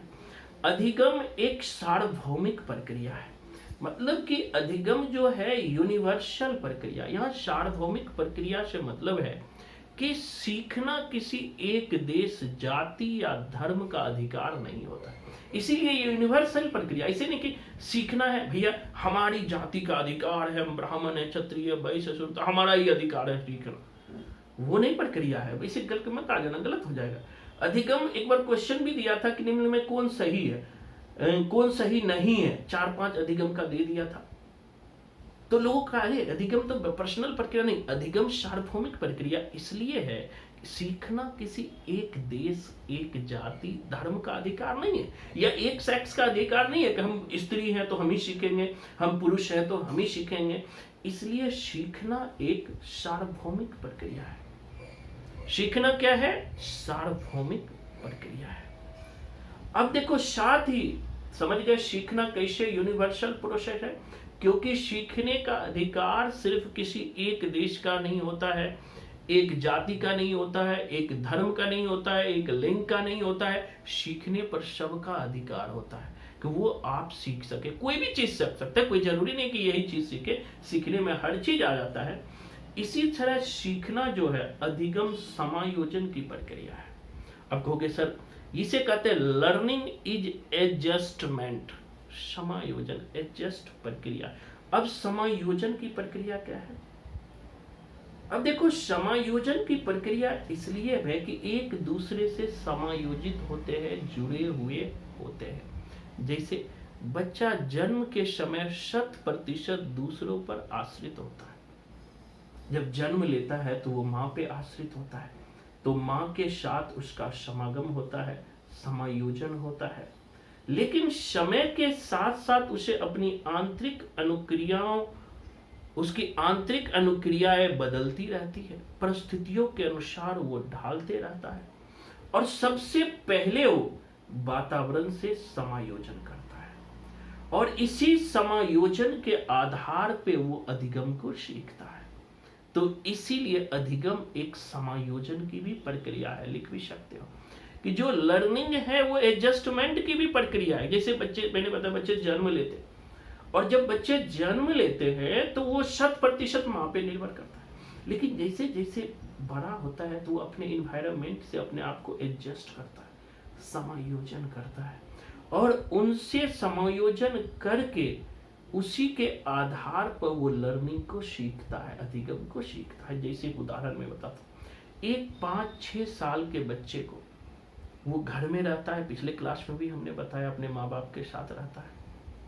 सर ये भी होता है जैसे विकलांग तथा अधिगम आवश्यकता वाले बालकों की जो दूसरों से सीखते हैं, दूसरों से आश्रित होते हैं, फिर वो अपने मतलब अपनों से जो बड़ों से सीखते हैं फिर उसके नहीं, इस तरह आप नहीं बोल सकते हो, इसको इस तरह समझो। इसका जी इसमें ये एग्जांपल भी हो सकती है भी एडजस्ट कर इन्वायरमेंट में। जैसे अब जैसे स्कूल का एक एग्जांपल ले लो, एक घर का। अब बच्चे ने दोनों जगह सीखा, एक माँ बाप अपने मम्मा पापा से भी संस्कार लिए हैं, और एक जो स्कूल में इन्वायरमेंट है वो अलग होता है, घर में हमारा इन्वायरमेंट अलग होता है। स्कूल में हम पूरे इन्वायरमेंट से क्लास में पूरा जैसे टीचर्स कहते हैं जैसे उस इन्वायरमेंट में सेट होकर बैठना पड़ता है। हमें पता है कि यहाँ सीखना है तो इन्वायरमेंट कुछ और होगा, हम लेट के नहीं पढ़ सकते। जैसे फॉर एग्जांपल स्कूल में हम लेट नहीं सकते, कुछ नहीं कर सकते, पानी पीना है तो नियम से पियो अपना, कुछ खाना लंच होगा, हर टाइम का एक पीरियड होता है जैसे। तो और घर में हम ऐसे नहीं हो सकता, पढ़ रहे हैं तो हम 2 मिनट लेट भी सकते हैं। तो हमने हर तरह के इन्वायरमेंट में एडजस्ट करना सीख लिया कि बाहर कैसा हमने बिहेव करना है और घर पर कैसा करना है, या कहीं अदर हमने कैसा बिहेव करना है। तो बिल्कुल ये सब बिल्कुल। तो यहाँ पे एक चीज और ध्यान रखना है, क्वेश्चन इस तरीके से भी बनता है कि जैसे अधिगम का सबसे उपयुक्त वातावरण कौन होता है, उसमें देगा औपचारिक शिक्षण, अनौपचारिक शिक्षण, इस तरीके का देता है। वो आएगा जी, अनौपचारिक शिक्षण जो अधिगम का सबसे उपयुक्त माहौल जो इन्होंने कहा कि स्कूल और अपने वातावरण से सीखता है, तो अधिगम सबसे ज्यादा अनौपचारिक रूप से सीखा जाता है। यहाँ देखो, सबसे पहले आप लोग आगे थोड़ा बताए, सबसे पहले एक वातावरण, एक बच्चा जो होता है ना अपने आसपास के वातावरण से संयोजन करता है, आसपास के वातावरण से जुड़ता है। उसके जैसे जैसे बड़े होता है तभी वो बाह्य वातावरण से एडजस्ट करता है। मैं वही चीज बता रहा था कि एक 6 महीने के बालक को किसी दूसरे जगह ले जाओ, वो बालक किसी के गोद में नहीं जाएगा, वो चिल्लाते रहेगा, रोने लगेगा, वो चिड़चिड़ापन हो जाएगा। क्यों? क्योंकि उस नया वातावरण से वो इतने छोटे बालक एडजस्टमेंट नहीं कर पाता है, समायोजन नहीं कर पाता है। धीरे धीरे शिक्षा सबसे पहले, वो तो नॉर्मल सी प्रक्रिया है कि जो अधिगम लर्निंग का प्रोसेस सबसे पहले वो अपने माँ बाप से सीखता है, एक अनौपचारिक शिक्षा होती है। फिर जब वो कक्षा में जाता है, स्कूल में जाता है, तो वहाँ के अनुसार अपने आप को समायोजन करता है। क्लियर है? छोटी छोटी चीजें हैं, इसमें कुछ नहीं है। थॉट पे आएंगे तब आपको ज्यादा महत्वपूर्ण होता है। अधिगम विकास की प्रक्रिया है, इजी है, विशेषता है। अधिगम अनुभवों की नई व्यवस्था है, तो जब हम लर्निंग करते हैं तो नए नए अनुभव की चीजों को सीखते हैं। अधिगम का स्थानांतरण होता है, मतलब कि अधिगम का स्थानांतरण से यहाँ क्या मतलब है कि भिन्न भिन्न परिस्थितियों में जो है अधिगम का स्थानांतरण अलग अलग होता है। मतलब कि भिन्न भिन्न परिस्थितियों में अगर आप जाते हैं तो सीखने की प्रक्रियाएं अलग अलग होती है, अलग अलग के अनुसार सीखते हैं। जैसे आप दिल्ली के वातावरण में हैं तो आपकी सीखने की प्रक्रिया थोड़ी अलग होगी, गांव में चले गए तो सीखने की प्रक्रिया थोड़ी अलग होती है। तो स्थान का जो है अधिगम की प्रोसेस में परिवर्तन आ जाता है, अंतर आ जाता है। और साथ ही सर इसमें जैसे बच्चा साइकिल चलाता है फिर बाइक चलाना सीख जाता है। स्थानांतरण होता है हर चीज में, एक जगह से दूसरे जाएंगे और अधिगम का स्थानांतरण होता है, फिर कार चलाता है, बाइक चलाता है। तो एक यह यूनिवर्सल प्रोसेस की बात कर रहा है। क्लियर है? ये सब इनकी विशेषता है। अनुसंधान में भी सहायक होता है। जब आप अधिगम की प्रक्रिया जो है, मतलब एक अनुसंधान करना है, मतलब कि एक रिसर्च करना, अनुसंधान करना भी एक प्रकार का अधिगम है। अनुसंधान करना भी, एक रिसर्च करना भी एक प्रकार का अधिगम है। क्योंकि अनुसंधान के दौरान भी व्यक्ति भिन्न भिन्न प्रकार के प्रयास करता है, और प्रयास करने के बाद वह नई नई चीजों को सीखता है। इसीलिए अनुसंधान भी एक अधिगम है। मतलब कि अनुसंधान भी एक सीखने की प्रक्रिया है। जब आप रिसर्च करते हो तो रिसर्च के नई नई चीजों की सीखने को मिलता है, नई नई चीजों की समस्या आपके पास आती है और वह हम सीखते चले जाते हैं। क्लियर है? यहाँ तक समझ आ रहा है? अधिगम विवेकपूर्ण होता है, ये सब तो कुछ नहीं है। तो ये सारे जो है अधिगम की विशेषता है। और एक चीज और इसमें ध्यान रखना, एक और विशेषता आप याद रखना, बहुत महत्वपूर्ण है कि अधिगम व्यक्तित्व के सर्वांगीण विकास में सहायक होते हैं। ये तो इजी है कि जो अधिगम लर्निंग होता है हमारे सर्वांगिक विकास में, हमारे पर्सनालिटी के हर प्रकार के विकास में, वो उनके डेवलपमेंट में वो क्या करते हैं, सहायक होते हैं। ये सारी विशेषता है, लेकिन ये विशेषता तो आपको याद ही रहेगा, लेकिन हम अधिगम के प्रकार देखेंगे, इसको थोड़ा समझना, अब थोड़ा हम डेप्थ नॉलेज की तरफ चल रहे हैं। अधिगम के प्रकार, विशेषता तो है ही, अधिगम के प्रकार। मैं ऐसा होगा तो मैं नोट्स भी आपको भेज दूंगा, पहले एक बार समझ लीजिए, उसके बाद मैं लिखाने का प्रोसेस करूंगा कि अधिगम के प्रकार क्या होता है। अधिगम के प्रकार, कितने प्रकार के अधिगम होते हैं, ठीक है। लर्निंग के प्रकार क्या है, अगर मनोवैज्ञानिक और शैक्षणिक दृष्टि से देखें, अगर मनोवैज्ञानिक और शैक्षणिक दृष्टि से देखें तो उन्होंने अधिगम के 3 प्रकार बताए, सामान्य रूप से 3 प्रकार बताए, यद्यपि कुछ अन्य प्रकार भी होते हैं, लेकिन सामान्य 3 प्रकार के होते हैं। पहला, सीखने वाले के प्रकार, मतलब सीखने वालों के अनुसार, यानी सीखने वाले के अनुसार अधिगम, according to the type of learning, यानी सीखने वालों के अनुसार अधिगम। पहला है सीखने वालों के अनुसार अधिगम। पहला है सीखने वालों के अनुसार अधिगम। आगे इसको समझेंगे क्या होता है, कितने प्रकार के होते हैं सीखने वालों के अनुसार अधिगम। सीखने वालों के अनुसार अधिगम। दूसरा होता है शरीर के अंगों की संभावितता के अनुसार अधिगम। शरीर के अंगों के संभाविता, ये लिख लेना, संभाविता के अनुसार अधिगम, ये लिख लेना, थोड़ा सा क्रिटिकल है, इसको समझाऊंगा इसीलिए इसको लिख लेना। पहला सीखने वालों के अनुसार अधिगम, शरीर के अंगों की संभाविता के अनुसार अधिगम, और तीसरा है मानव व्यवहार के विभिन्न पक्षों के अनुसार अध्ययन। मानव व्यवहार के विभिन्न पक्षों के अनुसार अधिगम। मानव व्यवहार दिखाई पड़ रहा है सबको, मानव व्यवहार के विभिन्न पक्षों के अनुसार अधिगम। ठीक है, 3 प्रकार के अधिगम। पीछे वाला तो इजी था, याद रहेगा। दिखाई पड़ रहा है बोर्ड सबको?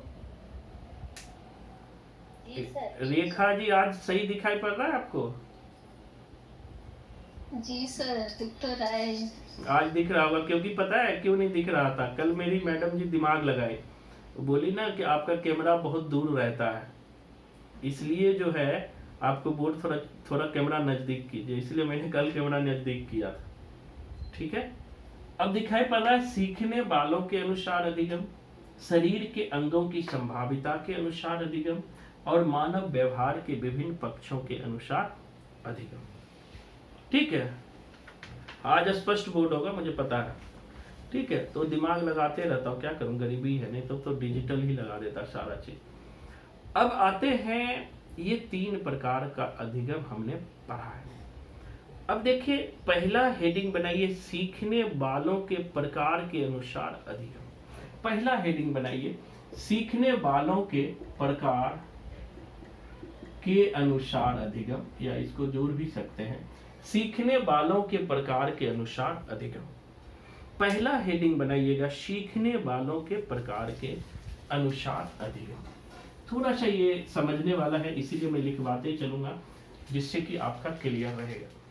सीखने वालों के प्रकार के अनुसार अधिगम, इसमें पहला लिखिएगा, सीखने वालों के प्रकार के अनुसार अधिगम 2 प्रकार के होता है। 2 प्रकार के होता है, 2 प्रकार के होता है। पहला होता है जानवरों द्वारा अधिगम, एनिमल्स लर्निंग, जानवरों द्वारा अधिगम।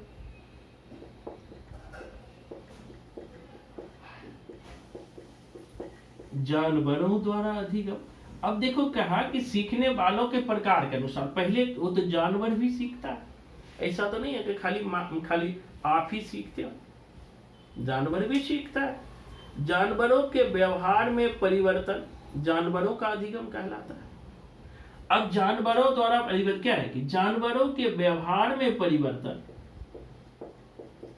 जानवरों के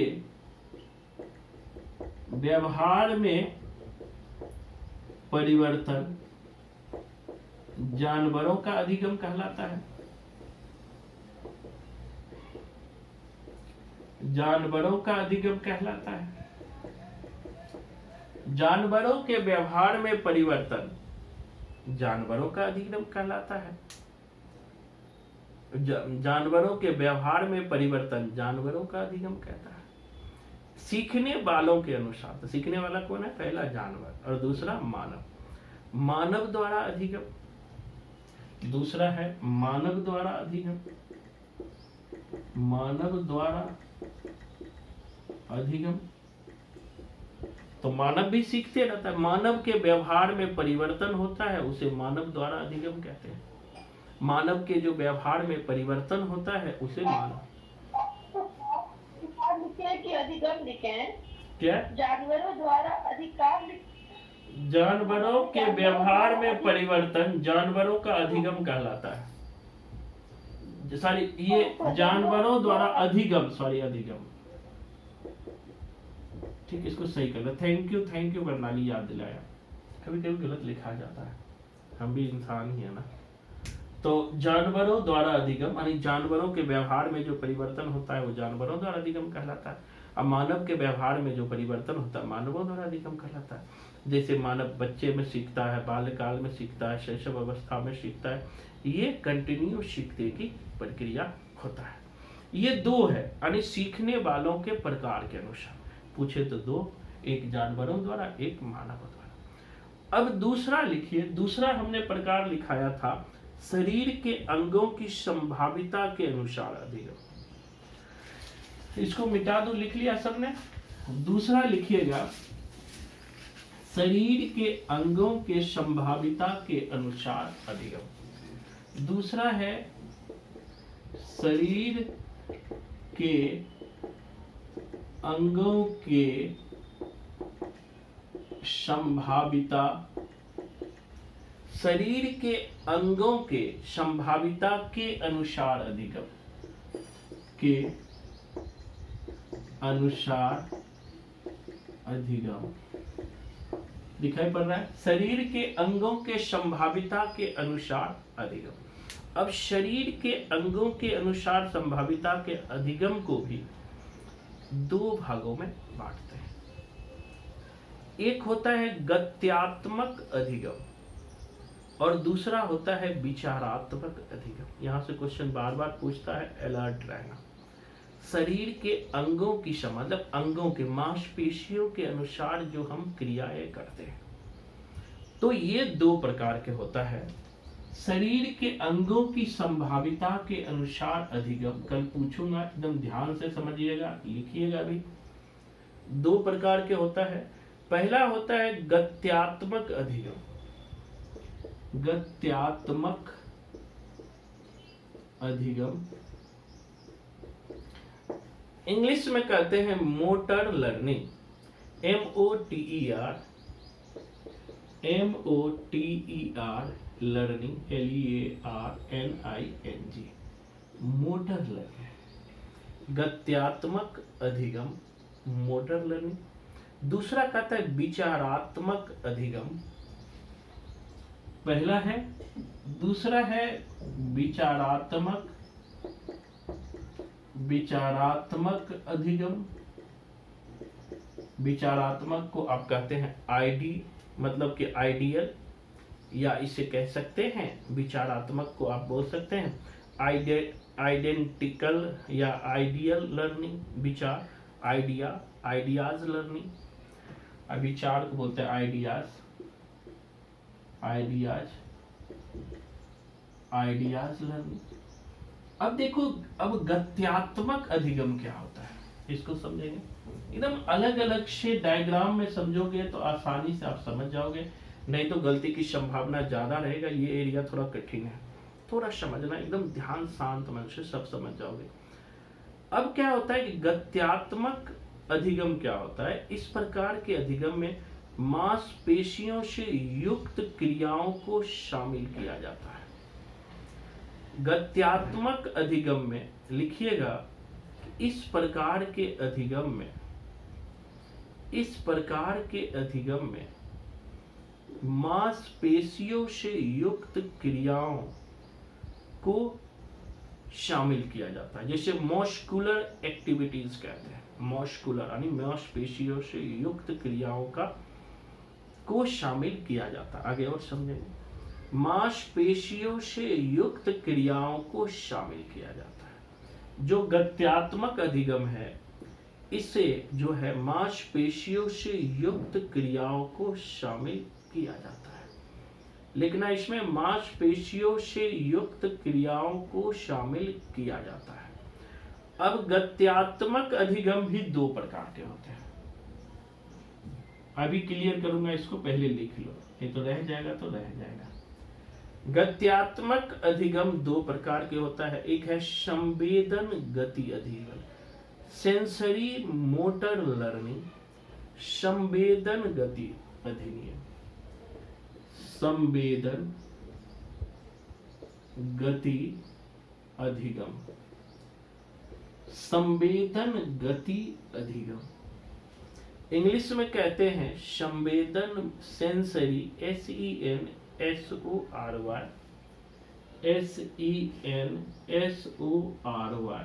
sensory motor learning, sensory motor learning. अब संवेदन गति अधिनियम। दूसरे प्रकार को कहते हैं प्रत्यक्षात्मक गत्यात्मक अधिनियम, यानी प्रत्यक्ष गत्यात्मक अधिगम।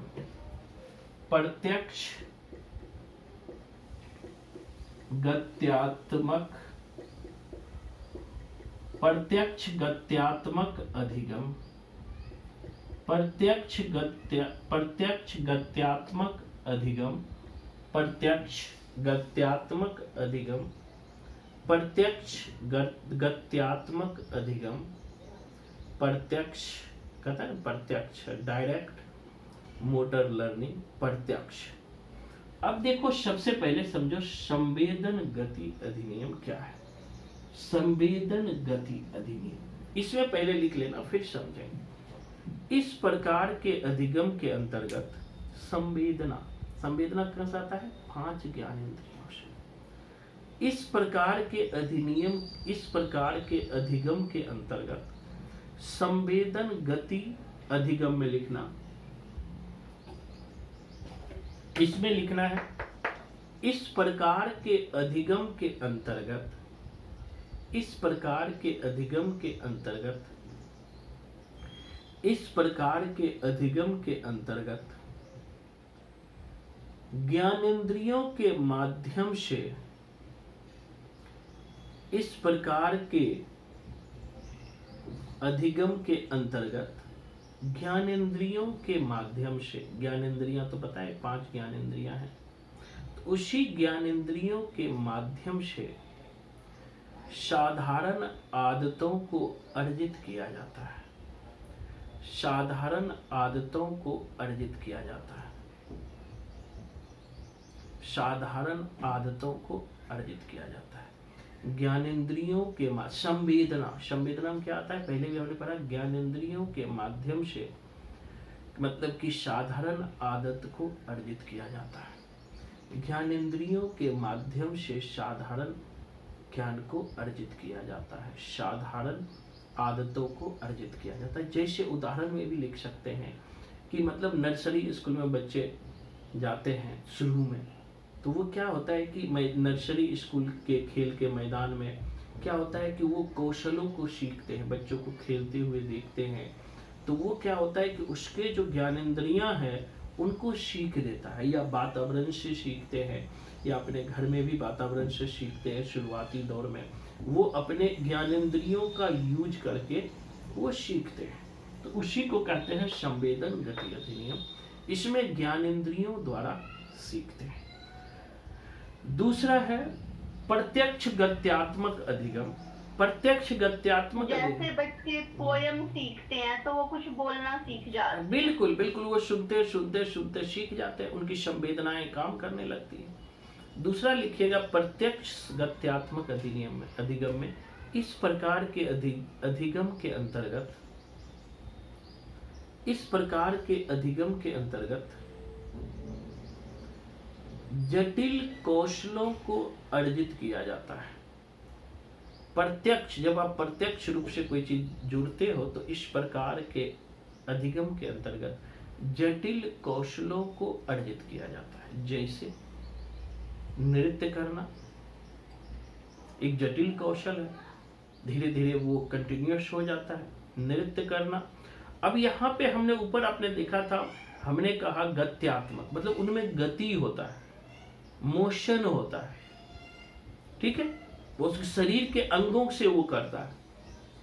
तो गत्यात्मक में मतलब जैसे साइकिल चलाना हो गया, नृत्य करना हो गया, हाथ से लिखना हो गया, संगीत बजाना हो गया, तैरना हो गया, ये सब जो है प्रत्यक्ष गत्यात्मक अधिगम हो गया, जिसमें कि मोटर मतलब कि डायरेक्ट मोटर लर्निंग हो गया, कि हम डायरेक्ट रूप में, प्रत्यक्ष रूप में हम कोई भी चीज को सीख रहे हैं। तो यहाँ पे दो चीजों के, जो गत्यात्मक मतलब गतिशील क्रियाओं के द्वारा हम सीखते हैं, शरीर के अंगों में जो गतिशीलता आती है, जैसे हमने कहा संवेदन, कोई ज्ञानेंद्रियों के द्वारा, हम ज्ञानेंद्रियों के द्वारा सीखते हैं, मतलब ज्ञानेंद्रिय आंख, कान, नाक, जीभ, त्वचा के द्वारा। दूसरा है प्रत्यक्ष गत्यात्मक, इसमें कि करके सीखते हैं, हम डांस करते हैं, साइकिल चलाना, बार बार अभ्यास। अभ्यास तो सब में होगा, बिना अभ्यास में शुरू में ही व्यवहार के में भी बता दिया कि व्यवहार परिवर्तन अस्थायी तभी होगा जब कंटिन्यूअस अभ्यास होगा। जब तक अभ्यास नहीं होगा, छोड़ दोगे एक दिन करके, तो फिर वो व्यवहार अस्थायी परिवर्तन नहीं लाएगा। तो अभ्यास तो सब में हो। तो ये दो चीज जो है, एक संवेदन। सर जैसे इसमें प्रत्यक्षात्मक गत्यात्मक अधिगम है, कि इसका ये मतलब है कि जैसे गति तो होती ही है इसमें जो है, लेकिन प्रत्यक्ष देखकर, जैसे आप नृत्य देखते हैं, कोई एक विशेष विधि होती है, आप नृत्य कोई सिखाता है, करके देखते हैं दूसरे का, जैसे साइकिल चलाना हम सीखते हैं, देखते हैं सामने वाला कैसे साइकिल चलाता है, उसका प्रोसेस क्या है, इसलिए प्रत्यक्षीकरण होता है उसका। हम गत्यात्मक रूप से उसका अभ्यास द्वारा जो है उसको स्थायित्व प्रदान करते हैं, ये होता है। वेरी गुड, ठीक है। तो अभी हमने जो पढ़ा था, दो हमने कहा था कि जो शरीर के अंगों के अनुसार अधिगम दो प्रकार के होता है, एक गत्यात्मक अधिगम, गत्यात्मक के भी दो रूप बोले थे, दूसरा पढ़े थे विचारात्मक अधिगम। विचारात्मक अधिगम, अब विचारात्मक अधिगम क्या है, आइडियाज लर्निंग क्या है, इसके बारे में लिखिए। एकदम यहाँ से क्वेश्चन पूछता है, खास करके जो डेप्थ एग्जाम देने के लिए जाओगे, अब पूछ लेगा कि विचारात्मक अधिगम में कौन नहीं आएगा, तो वहां यही चीज हमारा सर दर्द करने लगता है, अरे ये क्या आ गया, हम तो परेशान हो गए। तो इसको ध्यान रखिएगा, एकदम डायग्राम बना के बनाइएगा। पहले लिखिए विचारात्मक अधिगम है क्या, पहले लिखिए विचारात्मक अधिगम है क्या। विचारात्मक, इसे मिटा दूं, लिख लिया है सबने। अब लिखिए विचारात्मक अधिगम क्या है, इसको पहले लिख लीजिए, फिर आगे बढ़ते हैं। विचारात्मक अधिगम क्या है, लिखिएगा। इस प्रकार के अधिगम के अंतर्गत, इस प्रकार के अधिगम के अंतर्गत, इस प्रकार के अधिगम के अंतर्गत विचार संप्रत्यय, इंग्लिश में से कॉन्सेप्ट्स कहते हैं, कोई विचार सीखते हैं, कोई कॉन्सेप्ट सीखते हैं, मानसिक साहचर्य को अर्जित किया जाता है। इसके अंतर्गत जो है विचार संप्रत्यय, प्रत्यय, इसे कॉन्सेप्ट कहते हैं। विचार संप्रत्यय, कोई कॉन्सेप्ट को सीखते हैं, मानसिक साहचर्य, मानसिक सहचर्य, मानसिक सहचर्य, मानसिक सहचर्य इंग्लिश में कहते हैं मेंटल एसोसिएशन। मानसिक सहचर्य को कहते हैं मेंटल एसोसिएशन को अर्जित किया जाता है। मतलब सीधा सा है, कोई हम विचार को सीखते हैं, कोई कॉन्सेप्ट को सीखते हैं, कोई कॉन्सेप्ट और मानसिक मेंटल एसोसिएशन, मानसिक सहचर्य को सीखते हैं। यह सहचर्य को अर्जित किया जाता है। यह प्रायः व्यक्तिनिष्ठ प्रकृति का अधिगम होता है। यह प्रायः व्यक्तिनिष्ठ प्रकृति का अधिगम होता है। एक बार क्वेश्चन भी पूछा है, निम्नलिखित में से कौन व्यक्तिनिष्ठ प्रकृति का अधिगम है? तो विचारात्मक अधिगम। यह प्रायः व्यक्तिनिष्ठ प्रकृति का अध्ययन होता है, यानी कि व्यक्ति पर निर्भर करता है। इसमें मांसपेशियों की क्रिया की आवश्यकता नहीं होती। इसमें मांसपेशियों की क्रिया की आवश्यकता नहीं होती। मांसपेशियों की क्रिया की आवश्यकता नहीं होती।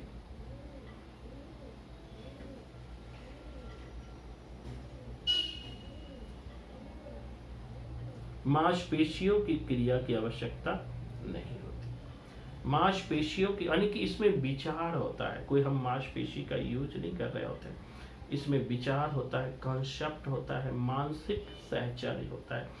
यह व्यक्तिनिष्ठ प्रकृति का होता है। इसमें मानसिक क्रिया की आवश्यकता नहीं होती। इसमें मानसिक प्रकृति क्रिया की आवश्यकता नहीं होती है। विचारात्मक अधिगम को भी 3 भागों में बांटते हैं, 4 भागों में बांटते हैं। जो विचारात्मक अधिगम है, इसमें पहला प्रकार है, लिखिएगा पहला प्रकार। पहला प्रकार है प्रत्यक्ष, यानी प्रत्यक्ष अधिगम। डायरेक्ट लिखिए प्रत्यक्ष अधिगम। पहला है प्रत्यक्षात्मक या प्रत्यक्ष अधिगम। प्रत्यक्ष अधिगम यह मुख्यतः ज्ञानेंद्रियों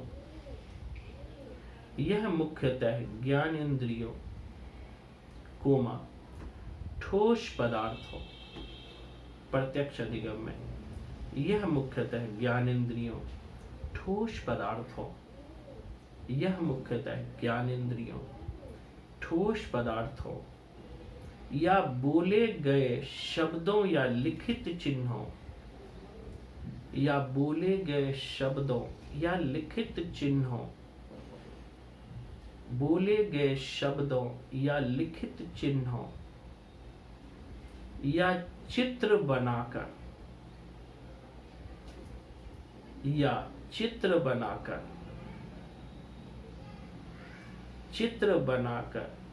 या प्रकृति के अध्ययन, या प्रकृति के अध्ययन या पठन, प्रकृति के अध्ययन या पठन या भ्रमण के परिणाम स्वरूप होता है। भ्रमण के परिणाम स्वरूप होता है। फिर से समझना, कहता है कि जो प्रत्यक्ष अधिगम होता है, डायरेक्ट अधिगम जो होता है, कि जब हम कोई ज्ञानेंद्रियों के द्वारा, मतलब ज्ञानेंद्रियों से या पूर्ण ज्ञानेंद्रियों से कोई ठोस पदार्थ या कोई बोले गए शब्द चिन्ह या उनका चित्र बनाकर, या फिर कोई कहीं हम जा करके भ्रमण करके उन्हें देख करके जो प्रत्यक्ष अनुभव होता है, जो हमारे आइडियाज में बदलाव होता है, उसे ही हम प्रत्यक्ष अधिगम कहते हैं। यानी विचारों में जो चेंज होता है, जो हम विचार को देखते हैं, विचार को सुनते हैं, विचार को देखते हैं चित्र के माध्यम से या कहीं घूमने के माध्यम से या किसी के बोलने या शब्दों के माध्यम से जो हम देखते हैं, जो सुनते हैं, वो सब प्रत्यक्ष अधिगम में आते हैं और हमारे आइडियाज में वो शामिल आते हैं। जैसे आप कहीं घूमने जाते हो तो वहां पर आप देखते हो, तो घूमने की क्रिया में आपका जो है, ऐसा नहीं कि आप घूम रहे हो तो उसको कुछ कर रहे हो, उसको आप देख रहे हो। देख करके जो थॉट में जो परिवर्तन आ रहा है, जो चेंज आ रहा है, वही होता है प्रत्यक्ष अधिगम। क्लियर है? जी सर, इसमें ये एग्जांपल हो सकती है, जैसे प्रत्यक्ष में मतलब कि डायरेक्ट खुद एक्सपीरियंस करना है सामने से। तो इसमें एक इंद्रियों के द्वारा तो मतलब कि हम देखते ही हैं, इंद्रियों को तो सब में यूज होगा। ठोस पदार्थ में ये एग्जांपल आ सकती है, जैसे कि हम स्कूल में एक टीचर है, बच्चों को लैब में लेके जाते हैं, तो उसमें बच्चों को बताएंगे कि बच्चों ये सॉलिड लिक्विड गैसेस कैसे बनती है, हर चीज का छूकर वो बच्चे एक्सपीरियंस करेंगे, हर चीज का कि ये इसमें वो सारे लैब के एक्सपीरियंस आ जाएंगे। तो उन्होंने प्रत्यक्ष देखा बच्चों ने लैब में जाके, तो वो इसमें हो गया। और या बोले गए शब्दों पर या लिखे चिन्ह, बोले गए शब्दों में जो जैसे आप हमें बोल रहे हो, अब हम प्रत्यक्ष सुन रहे हैं आपसे इंद्रियों द्वारा, तो ये हो गया। और लिखित चिन्ह या लिखित में इसमें ये भी हो सकता है, चिन्ह लिखित के साथ चिन्ह हो गया। तो इसमें जैसे हम बच्चों को जैसे लेके जाते हैं कोई हिस्टोरिकल प्लेस पे, बच्चे टूर पे जाते हैं, तो वहाँ पे जो लिखे होते हैं उनको एंट्री करते हैं, तो वहाँ जो शिलालेख उनके जो पुराने टाइम्स के होते हैं ना, वहाँ लिखा होता है, अभी टूरिस्ट गाइड में मिलते हैं जो हमें समझाते हैं ये हुआ यहाँ पे, ये घटना हुई थी। तो इससे भी बच्चों को ट्रिक बनाए जाते हैं, बच्चों को प्लान करे जाते हैं, तो उसमें भी लिखित चिन्ह से वो समझ सकते हैं। और वहाँ पे जो पुरानी चीजें पड़ी होती हैं, तो उनके जो चित्र पड़े होते हैं, उनसे भी वो कुछ ना कुछ मतलब कि सीखते हैं कि ये किस समय के थे। जैसे म्यूजियम वगैरह आ सकता है इसमें एग्जांपल, बच्चों को विजिट करवाया जा सकता है। और प्रकृति के अध्ययन, कोई इन्वायरमेंट का प्लान कर लें ट्रिप। और पठन या भ्रमण में वही होगा कि बच्चों को कहीं वही ट्रिप में लेके जाएं, तो जिससे उसको आसपास के प्रकृति के बारे में भी कोई बिल्कुल हाँ, सब आ जाएगा। ठीक है, दूसरा होता है कॉन्सेप्चुअल लर्निंग। हमने पढ़ा था ना, पहला है प्रत्यक्ष अधिगम, दूसरा इसी में विचारात्मक में आता है कॉन्सेप्चुअल लर्निंग, जिसे संप्रत्यात्मक अधिगम कहते हैं।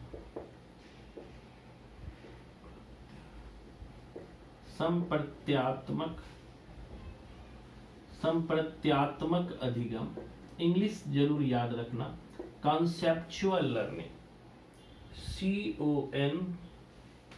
CONCEPTIONAL, conceptual,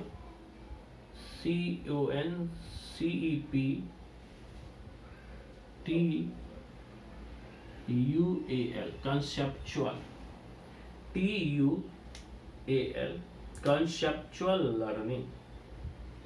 conceptual learning, अब देखो कंसेप्चुअल लर्निंग मतलब ये होता है किसी कॉन्सेप्ट को हम बताते हैं, और कॉन्सेप्ट जो होता है ना, इसे अमूर्त अधिगम भी कहते हैं। कंसेप्चुअल लर्निंग को अमूर्त अधिगम भी कहते हैं, अमूर्त अधिगम भी कहते हैं, अमूर्त अधिगम भी कहते हैं, एब्स्ट्रैक्ट लर्निंग भी कहते हैं, एब्स्ट्रैक्ट, ABSTRACT। अब देखो कि अमूर्त, जैसे हम कोई चीज कॉन्सेप्ट बताते हैं, किसी चीज का हमने कॉन्सेप्ट बताया, वो मूर्त रूप में नहीं होता बल्कि अमूर्त रूप में होता है। तो जो कंसेप्चुअल अधिगम होता है ना, इसे अमूर्त लर्निंग कहते हैं, क्योंकि ये प्रत्यक्ष नहीं होता, एक कॉन्सेप्ट के रूप में हम बताते हैं। मतलब इसके अंतर्गत जो है अमूर्त विचारों को सिखाया जाता है या अमूर्त विचारों को सीखा जाता है। अमूर्त विचारों को, कोई बताओ इसका उदाहरण को। जी सर, इसमें शायद सही हो सकता है, मैं एक बार आपको बताती हूँ, शायद मन में आ रहा है। जैसे कल आप हमें बता रहे थे वो भारत के सांस्कृतिक का कैसा मतलब कि विकास हुआ भारत के 4 अध्याय, वो वाले भारत में कितने मतलब कि विकास कैसे कैसे हुआ उसकी संस्कृति का हमारी। तो उसमें सर जी आपने सिर्फ हमें कॉन्सेप्ट बता रहे हो कि ऐसे ऐसे हुआ या हमारे हिस्टोरिकल पीरियड्स में ये सब हुआ, लेकिन आप हमें सिर्फ एक अमूर्त मतलब कि हमारे अंदर एक कॉन्सेप्ट पैदा कर रहे हो, उसके रिगार्डिंग विचार पैदा कर सकते हो, लेकिन अब दोबारा से हमारे सामने वो चीजें, अब मान लो कोई एग्जांपल है अकबर, अब आप हमारे सामने अकबर को तो नहीं लाके खड़ा कर सकते ना, सिर्फ आप हमें उसके बारे में कॉन्सेप्ट ही बता सकते हो, एक अमूर्त विचार ही हमारे मन में पैदा कर सकते हो कि हाँ वो ऐसा होगा, वो सत्य हरिश्चंद्र जी बहुत सत्यवादी थे, ऐसे होंगे। हम सिर्फ कि एक कॉन्सेप्ट अपने माइंड में लेकर एक कुछ सीख रहे हैं उनको, ये नहीं कि आप अब ऐसा पॉसिबल नहीं कि आप जो हमें समझा रहे हो वो सारी चीजें पास्ट की सारा कुछ हमारे सामने ही मतलब कि उनको जीवित रूप में हमारे सामने लाकर ही खड़ा करके सारे कॉन्सेप्ट दे सकते हो। तो ये हो सकता है। बिल्कुल सही, आपने सही बताया कि तो हम कुछ बताएं कि उदाहरण जैसे सर इसमें लिखा है कॉन्सेप्चुअल लर्निंग जो है प्रक्रियात्मक अभिज्ञान पर। जैसे आप वर्गांतर का एक सूत्र है, उसको जैसे जब हम लोग रीजनिंग या मैथ पढ़ रहे थे तो एक लंबा सा दे दिया जाता था, उसमें तोड़ना पड़ता था कि किसमें वर्गांतर का सूत्र लगेगा, इसमें कौन सा गणित का सूत्र लगेगा।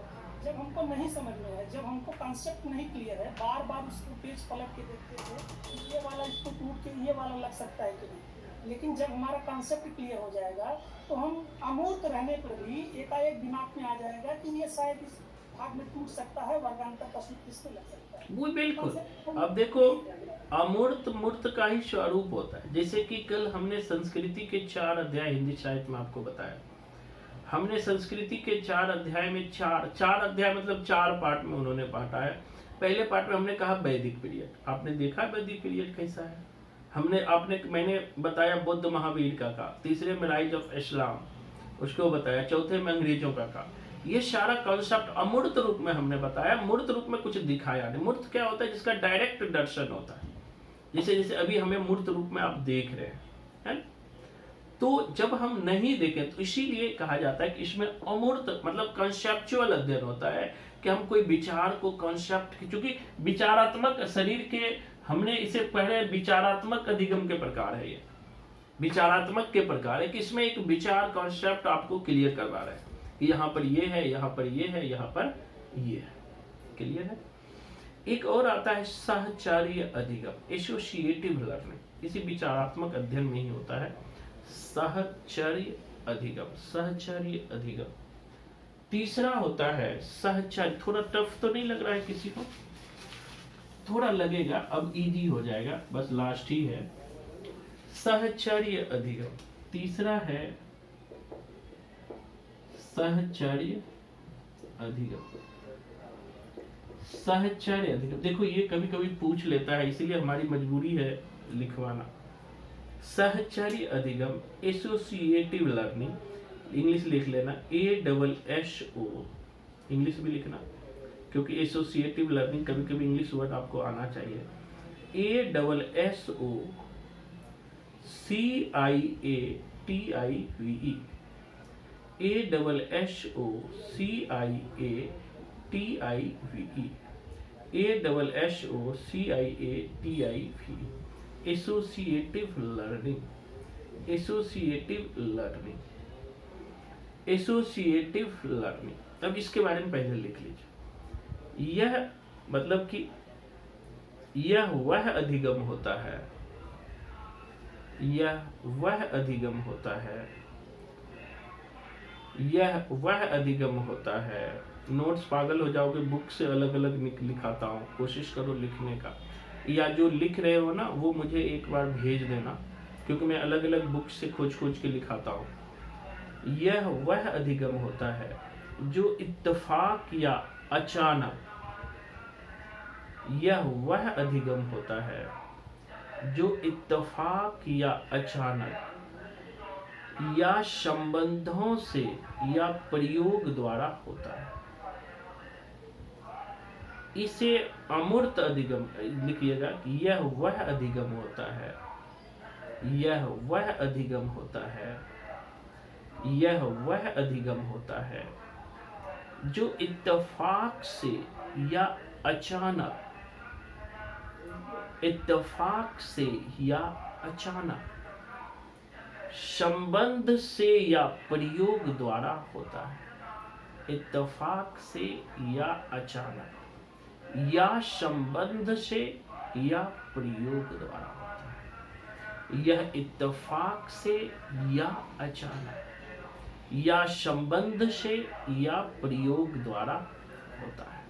सहचर्य अधिगम एसोसिएटिव लर्निंग लिख लिया पहला लाइन, बहुत धीरे लिख रहा हो, लिख सब सकते हो। इसके अंतर्गत सूचनाओं के एक निर्धारित क्रम में जोड़ना शामिल होता है। इसके अंतर्गत सूचनाओं को एक निर्धारित क्रम में जोड़ना शामिल होता है। इसके अंतर्गत सूचनाओं को एक निर्धारित क्रम में जोड़ना शामिल होता है। इसके अंतर्गत सूचनाओं को एक निर्धारित क्रम में जोड़ना शामिल होता है। इसके अंतर्गत सूचनाओं को एक निर्धारित क्रम में जोड़ना शामिल होता है। इसमें स्मरण करना, किसी को याद करना तथा मानसिक क्रियाओं में संबंध बनाना भी शामिल होता है। इसमें स्मरण करना तथा मानसिक क्रियाओं में संबंध बनाना भी शामिल होता है। इसमें स्मरण कराना या मानसिक क्रियाओं में संबंध बनाना भी शामिल होता है। इसमें स्मरण कराना या मानसिक क्रियाओं में संबंध बनाना भी शामिल होता है। क्लियर है? अब कहता है साहचर्य अधिगम क्या है? एसोसिएट मतलब है यह अधिगम इत्तेफाक या अचानक या संबंध से या प्रयोग द्वारा होता है। इसके द्वारा सूचनाओं को हम क्रम से बनाते हैं। इसमें स्मरण करना और मानसिक क्रियाओं में संबंध बनाना भी शामिल होता है। इसको कौन डिस्क्राइब करोगे?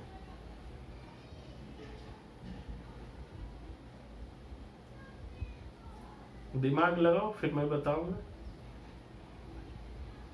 शायद एक माइंड में आता है, जैसे सर जी हम नाटक पढ़ते हैं कोई, तो सर जी इसमें जैसे हम इसमें कुछ सीख रहे हैं, उस नाटक को पढ़ना है कि हमने आज इस नाटक के बारे में पढ़ना है कि क्या हो रहा है इसमें।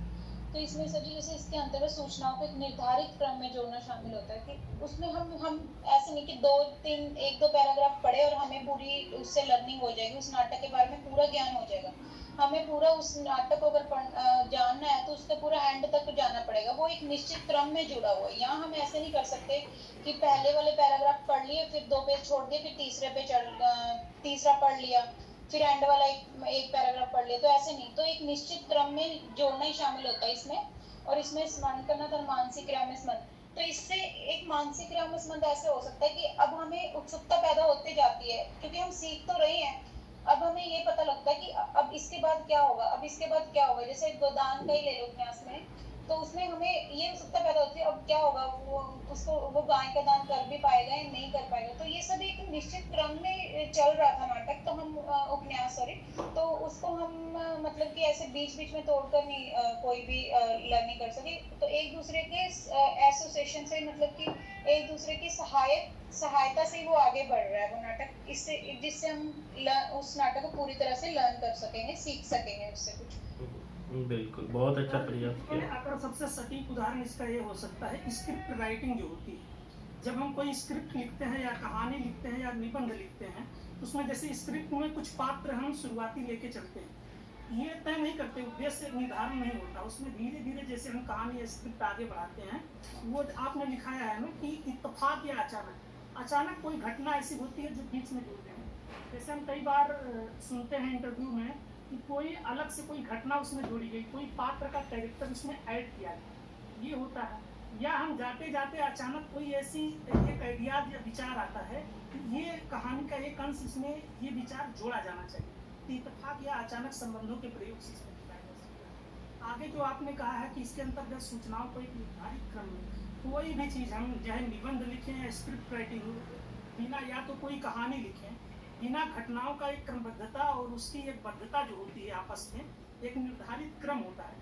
आप कभी भी कोई भी स्क्रिप्ट लिख रहे हैं तो जो अंतिम भाग है उसको पहले नहीं कर सकते, या बीच के भाग को शुरुआत में नहीं दिखा सकते। इसलिए किसी चीज़ का एक निर्धारित क्रम होना जरूरी है। स्मरण करना, मानसिक क्रियाएं इसमें जो है अनौपचारिक रूप से सम्मिलित हो जाती हैं, जिस किसी स्क्रिप्ट या कहानी या निबंध की एक पूर्ण रचना तैयार करती है। सर ये होना चाहिए। बिल्कुल नजदीक हो। और कोई बताओ। सर मैं, जैसे आपने पहले जब हमें ऑब्जेक्टिव पढ़ाया था तो आपने हमें बताया था कि अमदारी सिंह दिनकर की रचनाएं संस्कृति के चारक है, जिसके लिए उनको पुरस्कार मिलता है। लेकिन जैसे ही आपने कल हमें ये पढ़ाया विस्तार से, तो हमारे दिमाग में वही आया कि हाँ सर ने बताया था उस टाइम। अचानक से हमारे दिमाग में वो बात क्लिक हुई कि हाँ सर ने पहले भी नाम लिया था और ये रचना बताई थी, लेकिन फिर सर आपने उसके बाद विस्तार से बताया। बाबू में बताया गया पहले आर्य आए, फिर बुद्ध महावीर आए, फिर इस्लाम आया, उसके बाद फिर यूरोपीय आए। तो हमारे मुख्य आयत से और अब बिल्कुल, बहुत अच्छा प्रयास। और कोई बोल सकते हैं? देखो, ये अभिव्यक्ति का विकास होना सर, चाहिए, बोलने का। सर अभी मुझे पूरा याद नहीं है, लेकिन इतना पता है कि सर ये जो पावलव की थ्योरी है ना सर, उसके अंदर से निकला है ये। पावलव ने जिस तरीके से किया था कि उसने बताया था कि जब कुत्ते को हम कुछ चीज दिखाते हैं, कोई नेचुरल चीज दिखाते हैं, जैसे आपने घंटी का उदाहरण दिया, पहले आपने दिखाया कि इसको खाना दिया, रोज आप इसको खाना दे रहे हो, तो उसके बीच में एक संबंध बन गया। उसके अंदर जब वो खाने को देख के ना लार टपकने लगती है, तो ये उसके अंदर उत्तेजना हो रही है, तो इसकी इस तरीके से इसमें सहचर्य बन गया। फिर बाद में आपने क्या किया, आपने रोज घंटी बजाई, तो उसके अंदर वो उत्तेजना पहले से ही आ गई, खाना नहीं आया लेकिन पहले से ही उसके अंदर वो उत्तेजना आ गई। इसको हम सहचर्य बोलते हैं। ये आर्टिफिशियल हम बोल सकते हैं। जो घंटी है उसके अंदर एक आर्टिफिशियल चीज है, एक उद्दीपक है, आर्टिफिशियल उद्दीपक जिसको हम बोलते हैं सर, ये चीज है सर। मैंने बहुत अच्छा अंबिका जी, आपने पूरा साइकोलॉजी से जोड़ दिया है ना, एजुकेशन से जोड़ दिया। इसे बच्चे जो भी बताए लगभग नज़दीक है। जब आगे एजुकेशन का प्रयोग करोगे ना, पेवलॉव के या थॉर्नडाइक के या स्किनर के आगे पढ़ने वाले, ये सब घूम के आएगा। फिर जिसे हमने कहा सहचर संप्रत्यय, प्रत्यक्ष संप्रत्यय, ये सब घूम के आएगा वहाँ पे। सर जैसे सामान्य तरीके से समझ सकते हैं, जैसे अभी तो और लोगों ने स्पष्ट कर दिया।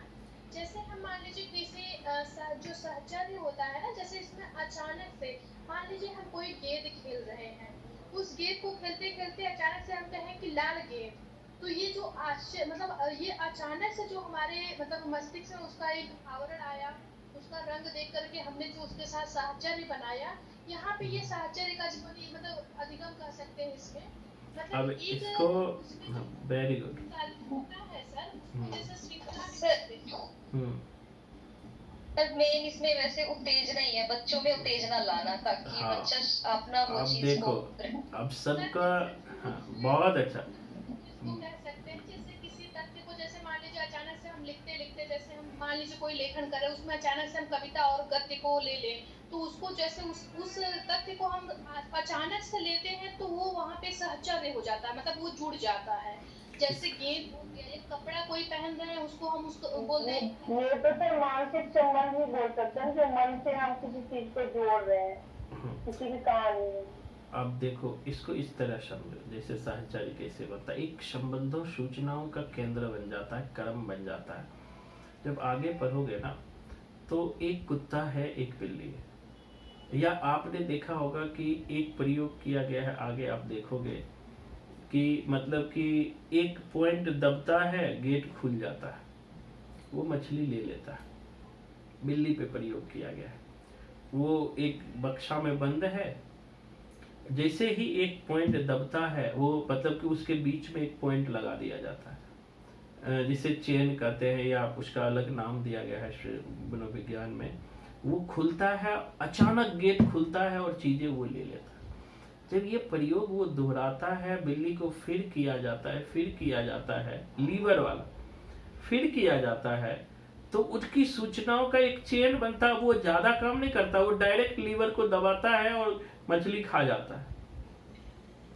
तो यहाँ अचानक चीजें, या जैसे आपने अलग अलग चीजों से जोड़ा एजुकेशन में, जैसे कि कोई स्क्रिप्ट राइट लिख रहे, अचानक कोई चीज दिमाग में आ गया, या फिर जैसे कि आप कोई चीज पढ़ रहे हो, ठीक है, अचानक संबंध, या कहता है अचानक या संबंध से प्रयोग, कि अचानक उससे संबंध क्रिएट हो जाता है। जैसे कोई चीज पढ़ रहे हो, उसमें कोई ऐसे कैरेक्टर आ गया, ऐसी चीजें आ गया कि उससे आप संबंध जोड़ लिए, या उनको बाह्य वातावरण से जोड़ दिए, उससे सहचर स्थापित कर लिए।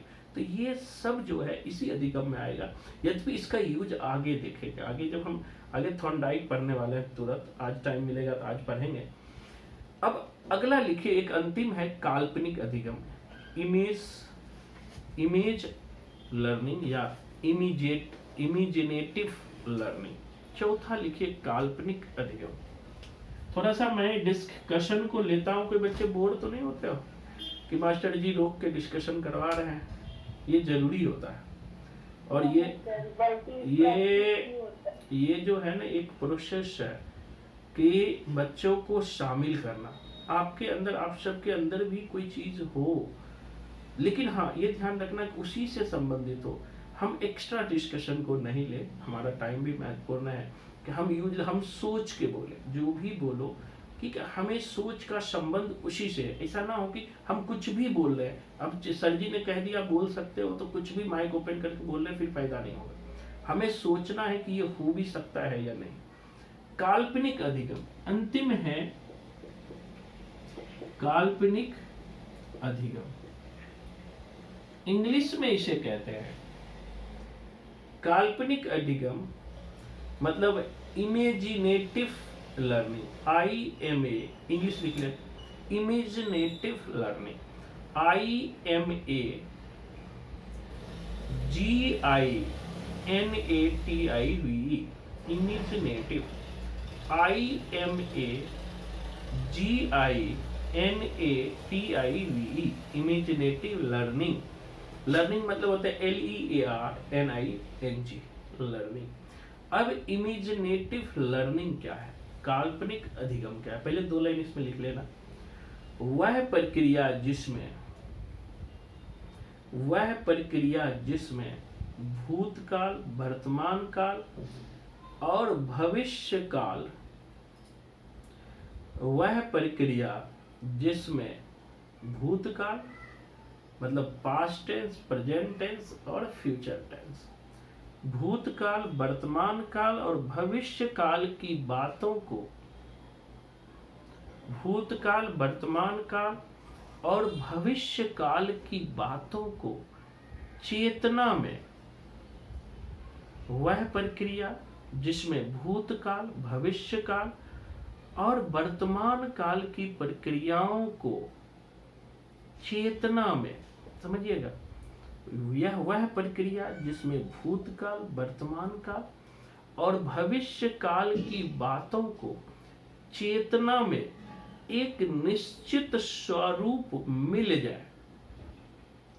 भूतकाल और वर्तमान काल तथा भविष्य काल की बातों को चेतना में एक निश्चित स्वरूप मिल जाए, उसे ही कल्पना कहते हैं। समझिएगा, वह प्रक्रिया जिसमें भूतकाल, वर्तमान काल और भविष्य काल की बातों को चेतना में एक निश्चित स्वरूप मिल जाए, चेतना में एक निश्चित स्वरूप मिल जाए, उसे ही कल्पना कहते हैं। उस यानी कि भूतकाल और वर्तमान काल और भविष्य काल की बातों को चेतना में, आपके माइंड में, जो कॉन्शसनेस में एक निश्चित स्वरूप मिल जाए, उसे ही कल्पना कहते हैं।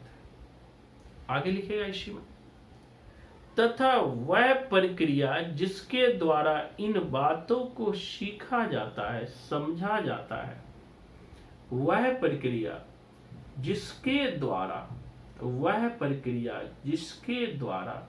इन बातों को सीखा जाता है, समझा जाता है, उसे ही काल्पनिक अधिगम कहते हैं। वह प्रक्रिया जिसके द्वारा इन बातों को सीखा जाता है, समझा जाता है, उसे ही इमेजिनेटिव लर्निंग कहते हैं। इमेजिनेटिव लर्निंग कहते हैं, उसे ही काल्पनिक अधिगम कहते हैं।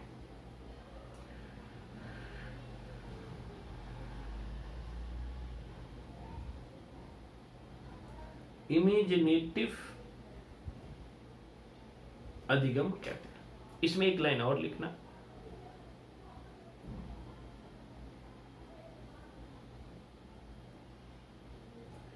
इसमें आकृतियों को अर्जित करना, इसमें आकृतियों यानी इमेजेस, आकृतियों को अर्जित करना तथा उन चीजों को समझना, इनमें आकृतियों को अर्जित करना, उन चीजों को समझना जिनका ज्ञानेंद्रियों द्वारा अनुभव नहीं होता शामिल है। इनमें उन आकृतियों को समझना, चीजों को समझना जिनका अनुभव ज्ञानेंद्रियों द्वारा नहीं होता। अब कल्पना क्या होता है कि जिसका हमें ज्ञानेंद्रियों से संबंध नहीं होता है, हम कल्पना कर रहे हैं। तो उन आकृतियों और चीजों को समझना जिनका अनुभव ज्ञानेंद्रियों द्वारा नहीं होता, समझना जिनका ज्ञानेंद्रियों को अनुभव नहीं होता, या ज्ञानेंद्रियों द्वारा अनुभव नहीं होता, या ज्ञानेंद्रियों द्वारा अनुभव नहीं होता। अब कहता है काल्पनिक अधिगम क्या है? कोई बताओ क्या समझ आया? सर इसमें जो है आपने कहा ये काल्पनिक अधिगम के अंतर्गत जो लिखाया है, पहली बात तो भूतकाल, वर्तमान और भविष्य काल को चेतना में एक निश्चित स्वरूप मिल जाए। जैसे सर हम कोई चीज सोचते हैं, जैसे हम काल्पनिक का कल्पना सिद्धांत जब पढ़ेंगे, जो अलग अलग प्रकार की कल्पना उन्होंने ललित कल्पना या अलग प्रकार की कल्पना उन्होंने जो बताया है, इसमें सर जो लास्ट में जो आपने लिखा है, इसमें आप विषयों को अर्जित करना तथा उन बातों को समझना जिसका अनुभव ज्ञानेंद्रिय द्वारा संभव नहीं होता।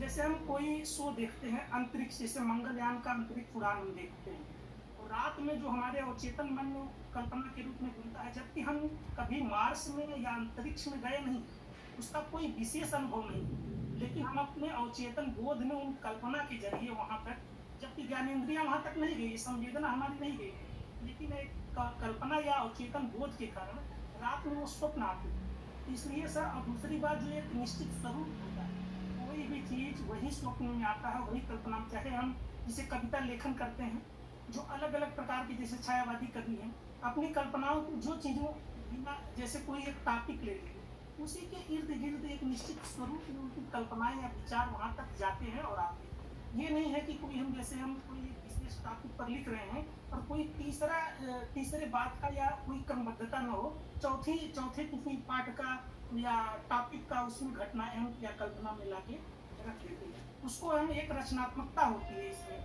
जो भविष्य, वर्तमान और जो है भूतकाल को आपस में जोड़कर जो हमारे मन की जो चेतना होती है, उसको एक स्वरूप प्रदान करता है। बिल्कुल।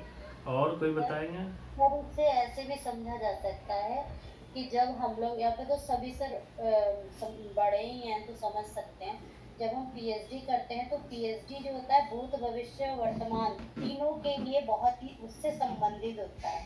तो जब हमें पीएचडी करना होता है तो क्या उसकी समस्याएं हैं, क्या चीज़ हमें करना है, ये ज्ञानेंद्रियों से रिलेटिव नहीं है। हम अपने माइंड में, अपने दिमाग में खाका उसके लिए तैयार कर रहे हैं कि क्या कर सकते हैं और क्या करना चाहिए, और हमें इसके लिए क्या क्या इमेजिनेशन, इमेज यानी आकृतियों को हम किस तरीके से क्या चीज़ उसमें ले सकते हैं, कैसे वहाँ की प्रकृति को, वहाँ के जो है लोगों की, वहाँ की राजनीति, वहाँ की आर्थिक स्थिति का वर्णन, किस एक माइंड में जो है हम एक कल्पना के आधार पर खाका तैयार कर सकते हैं। या सर यहाँ पे हम इससे भी ले सकते हैं, जो मुक्ति बोध जी की अंधेरे में कविता है, वो पूरी कल्पना के आधार पर तो है कि तोड़ने ही होंगे गढ़ और मढ़ और बहुत सारी चीजें जो वो देखते हैं कि कोई उन्हें आके मार रहा है, कभी वो किसी दरवाजे के पीछे है, तो क्या है, ये सब उनकी एक इमेजिनेशन है। तो यहाँ पर वो अपने माइंड के आधार पर कल्पना किया है। या शमशेर की एक लाइन है सर, बहुत अच्छी है कि तुम भी मुझसे वैसे ही प्रेम करो जैसे मछलियाँ जो है सागर से, लहरों से करती हैं। तो सर ये उनकी एक कल्पनाएं हैं। तो ये एक प्रकार से यहाँ पर भूत, भविष्य और वर्तमान तीनों को बीच में, केंद्र में रखकर कल्पना किया जा सकता है सर। Very good. और कोई बताओ? हाँ सर, आपकी सर कोडिंग से ही हम ले सकते हैं, जैसा कि आप पढ़ाते हैं हमें, तो हम कोडिंग से रचनाओं को याद कर लेते हैं आसानी से, तो हम अपनी कल्पना का प्रयोग करते हैं। जैसे जयशंकर प्रसाद की कविताएं हैं, तो सर उसमें उर्वशी वन मिलन करने जाती है, अयोध्या का उद्धार होता है। तो सर ये जब चीजें हम पढ़ते हैं तो कल्पना के माध्यम से हम काफी सारी चीजें लर्न करते हैं। और सर दूसरी बात ये कि अगर आप कोई मुगल काल की बात करते हैं या अकबर के समय की बात करते हैं, तो आप बताते हैं कि अकबर का हमने दरबार लगा हुआ है कहीं पर, तो अगर हम आप बताते हैं तो हम उस चीज को इमेजिन करते हैं और हम अपनी आंखों के साथ में आकृति बना लेते हैं बिल्कुल वैसी ही, और उसको हम याद करने की कोशिश करते हैं। और कोई बताओ, अंबिका आप कुछ अच्छा मेघना। जैसे जैसे आपने वो करवाया था हमें, जैसे रमणिका गुप्ता की आप पुत्री, तो उसमें वो जब आपने एग्जांपल बताया था कि फिर वो मतलब कि नौकर को देख के ही मतलब कि वो डरने लग गई थी। अब मतलब कि नौकरों के जब उसके नफरत पैदा हो गई थी उनको, क्योंकि उसने ये सब चीजें ना भूतकाल में जैसे वर्तमान में इसका इफेक्ट उसके चेतना में इतना पड़ चुका था भविष्य की बातों की। अब वो अपने भविष्य के प्रति भी चिंतित थी, और हम भविष्य इन द सेंस कि वो अपने भी और हमारे आने वाली पीढ़ी के लिए भी चिंतित है कि जो मेरे साथ हुआ है वो दूसरों के साथ ना हो। तो ये मतलब कि उसने अपनी अपनी जो वर्तमान और जो भूतकाल है, जो वर्तमान में उसके साथ जो हुआ, वो हम उससे उसने बहुत कुछ सीखा। एक तरह की लर्निंग ही की उसने अपने जीवन में, और जिसका इफेक्ट उसका हमें वो संदेश दे रही है। वो इन फ्यूचर में हमको वो भविष्य काल मानकर चल रही है कि हमारे साथ ऐसा ना हो। वो एक इमेजिनेशन कर रही है ऐसा, क्या पता ऐसा ना हो भी, लेकिन वो एक इमेजिनेशन कर रही है कि मेरा फर्ज है कि दूसरों को मतलब कि मोटिवेट करना कि आपके साथ ऐसा ना हो। वो अपने मन में उसने एक इमेजिनेशन बना लिया, अपने अनुभव से उसने सीख लिया है, कुछ इमेजिन कर लिया। तो उसकी अब इमेजेस उसके मतलब की लिखा है जैसे आपने अर्जित कर लिया, उसने वो वाली सारी सिचुएशंस को अपने माइंड में अर्जित कर लिया, उसकी चेतना पर वो बस चुकी हैं वो वाली। तो उन चीजों को समझना जिनका हाँ जी सर, बस वो ही है। वेरी गुड, बहुत अच्छा सबने बताया। अंबिका आप बताओ कुछ, आप अपना व्यू दो, फिर आता हूँ मैं। सर सबने अच्छा बताया, बहुत ही। देखो सर हाँ, काल्पनिक सर वैसे तो एक शिक्षक और एक छात्र जी सर, एक छात्र और एक शिक्षक के बीच में एक अंतरक्रिया होती है। तो उस दौरान क्या होता है, शिक्षक यही बोलता है जब उस कुछ बच्चे को काम देता है तो उसके ऊपर कोई पाबंदियां नहीं डालता सर। जैसे कि आप पेंट पे बच्चे को कुछ बनाने को दे रहे हैं तो उस पे कोई ऑब्जेक्शन नहीं है कि आप इसी चीज पे करेंगे। खुली विचारधारा दी जाती है, वो अपनी कल्पनाओं से अपनी कुछ भी क्रिएटिविटी कर सकता है। तो सर ये चीज ही है सर। बिल्कुल। अब देखो इसको किस तरह लगभग सबने समझा दिया, बहुत अच्छा लगता है। देखो डिस्कशन मेथड बेस्ट क्लास होता है, समस्या समाधान। यहाँ पर टीचर एक सहायक भूमिका में होती है कि हमारे इमेज में प्रेजेंट पास्ट फ्यूचर को लेकर के भिन्न भिन्न प्रकार की कल्पनाएं आती है। उसी कल्पना को हम एक स्वरूप देते हैं और उसे लर्निंग में भी यूज करते हैं। यही कोई जैसे आपने भिन्न भिन्न प्रकार के उदाहरण दिया, या फिर अभी जैसे रमणिका गुप्ता जी का उदाहरण दिया कि वो अभी भी जो है जब किसी नौकर को देखता है तो वो पूरे अपनी कल्पना में खो जाती है और उन्हीं को वो एक यूज करती है और उन्हीं के अनुसार वो फ्यूचर, जैसे हमने रिसर्च कहा, जैसे कि साधना जी ने रिसर्च के बारे में कहा। रिसर्च क्या होता है, पास्ट को हम प्रेजेंट में समझते हैं और वर्तमान के प्रति सचेत रखते हैं।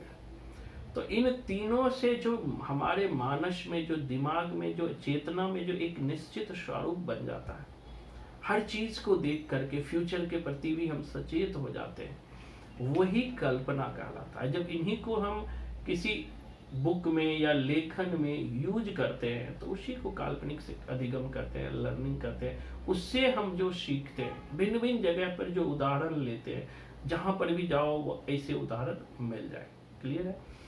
तो अभी तक जो हमने पढ़ा है सर इसमें एक मतलब तथ्य आता है कि इसका जो ये अनुभव जो होता है ना, ये ज्ञानेंद्रियों द्वारा नहीं होता है।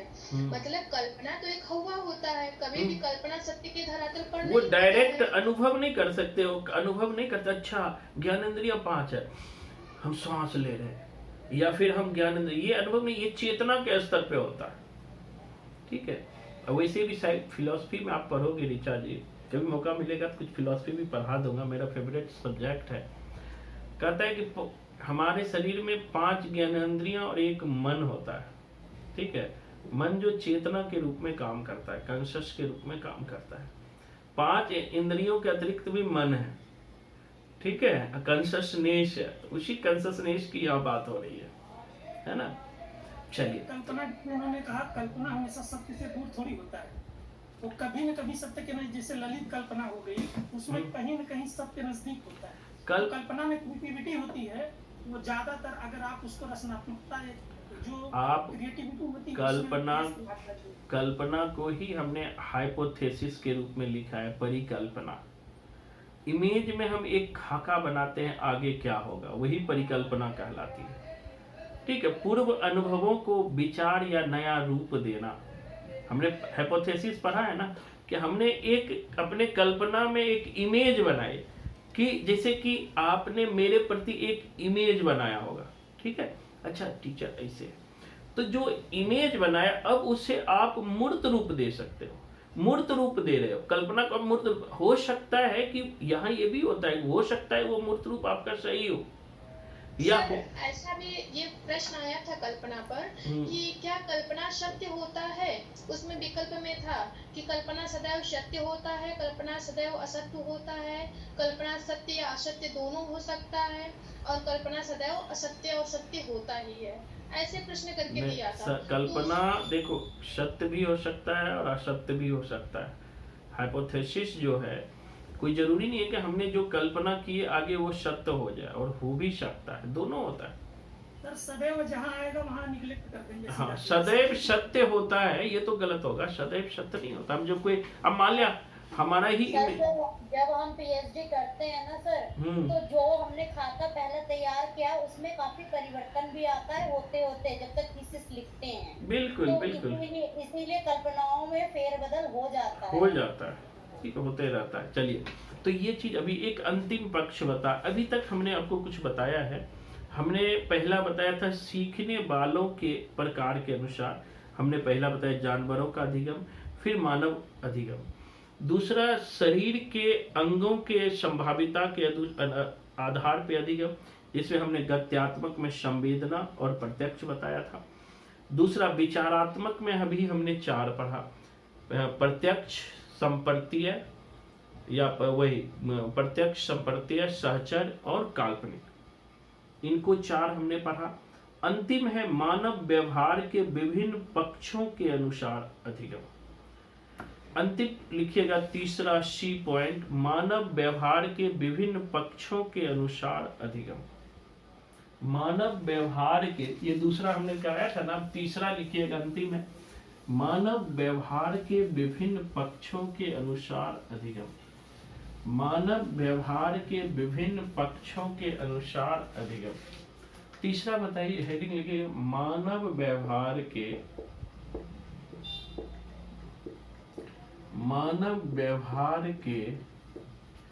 विभिन्न पक्षों के अनुसार अधिगम। मानव व्यवहार के विभिन्न पक्षों के अनुसार अधिगम, यानी उनके व्यवहार के विभिन्न पक्षों के अनुसार अधिगम। ये 3 प्रकार के होता है, एक ज्ञानात्मक, भावात्मक और क्रियात्मक। इनके 3 प्रकार होते हैं, ये पूछा भी है, याद रखिएगा।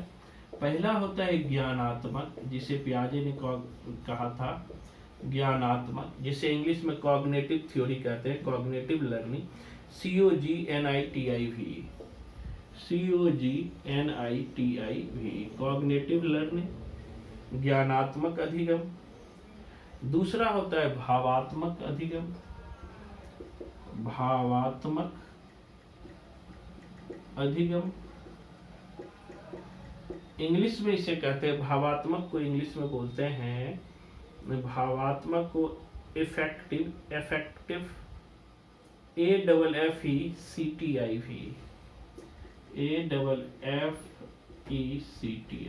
Affective learning.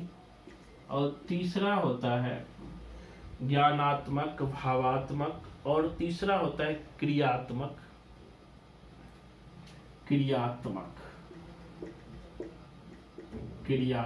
जिसे एक्शनेबल लर्निंग, क्रियात्मक। आपने रिसर्च में भी पढ़ा है क्रियात्मक। अब ज्ञानात्मक अधिगम क्या होता है? कॉग्निटिव अधिगम सिंपल है, जिसके द्वारा ज्ञान को प्राप्त किया जाता है। जैसे स्कूल में अध्यापक विभिन्न विषयों को पढ़ाते समय विभिन्न तथ्यों का जो ज्ञान प्रदान करता है, उसे ही ज्ञानात्मक अधिगम कहते हैं। ठीक है, इसे लिख लीजिएगा। इस प्रकार के अधिगम का संबंध, पहले में लिख लीजिएगा कॉग्निटिव लर्निंग में, इस प्रकार के अधिगम का संबंध, इस प्रकार के अधिगम का संबंध ज्ञान, कॉन्सेप्ट्स, संपत्तियों को कॉन्सेप्ट बोलते हैं। ठीक है, तो कॉन्सेप्ट, इस प्रकार के अधिगम का संबंध ज्ञान, कॉन्सेप्ट तथा उनमें आपसी संबंधों से होता है।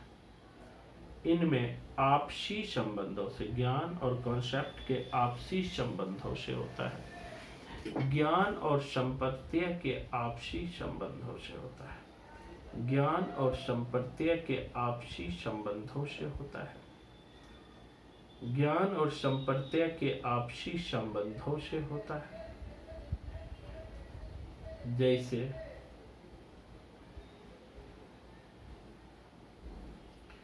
स्कूल के सभी विषय, स्कूल के सभी विषय, स्कूल के सभी विषय इसी प्रकार के अधिगम के तहत आते हैं।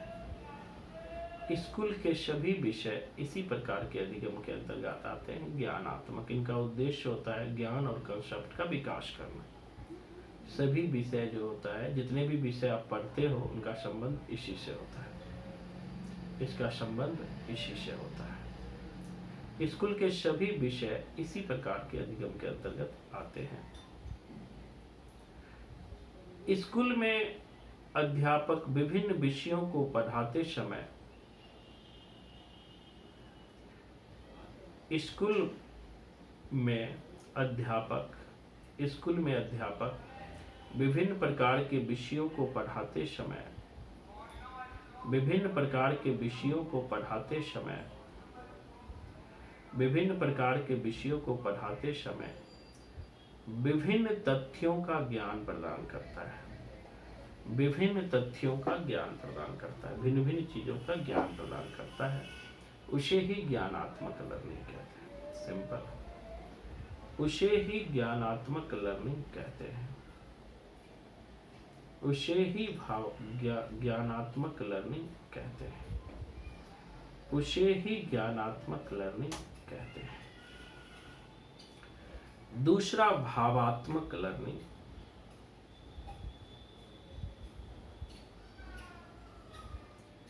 भावात्मक लर्निंग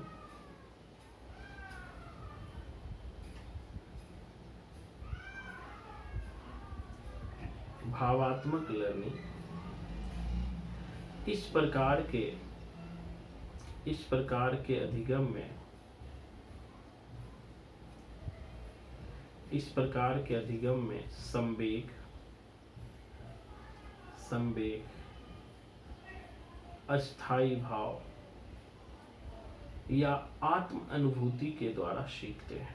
संवेग, अस्थाई भाव या अस्थाई भाव मतलब सेंटिमेंट्स, संवेग, अस्थाई भाव या सेल्फ रियलाइजेशन, आत्म अनुभूति द्वारा सीखते हैं। मतलब उसका भाव, अस्थाई भाव, संवेग, सारा चीज उसमें अर्जित हो जाता है। इनका विकास अपने समूह के साथ संबंधों के दौरान होता है। इनका विकास अपने समूह के साथ संबंधों के द्वारा होता है। अपने समूह के साथ संबंधों के द्वारा होता है। समूह के साथ संबंधों के द्वारा होता है। समूह के द्वारा संबंधों के द्वारा होता है। मतलब कि दोनों समूह के जो संबंध क्रिएट होता है, एक भाव पैदा होता है, उसी से हम सीखते हैं। उसे ही हम भावात्मक अधिगम कहते हैं। दूसरा है क्रियात्मक अधिगम। क्रियात्मक अधिगम इसे अभ्यास द्वारा या गत्यात्मक प्रकार के अधिगम द्वारा भी इसे कहते हैं। अभ्यास द्वारा प्राप्त किया जाता है, क्रिया एक्शन किया जाता है, अभ्यास द्वारा प्राप्त किया जाता है। इस अधिगम को अभ्यास द्वारा प्राप्त किया जाता है, अभ्यास द्वारा प्राप्त किया जाता है, अभ्यास द्वारा प्राप्त किया जाता है। उदाहरण में लिख सकते हो, स्कूल में कई प्रकार की गतिविधियों द्वारा इस प्रकार का अधिगम होता है। कई प्रकार के अधिगम द्वारा, स्कूल में कई प्रकार के अधिगम द्वारा अधिगम होता है, कई प्रकार के अधिगम द्वारा।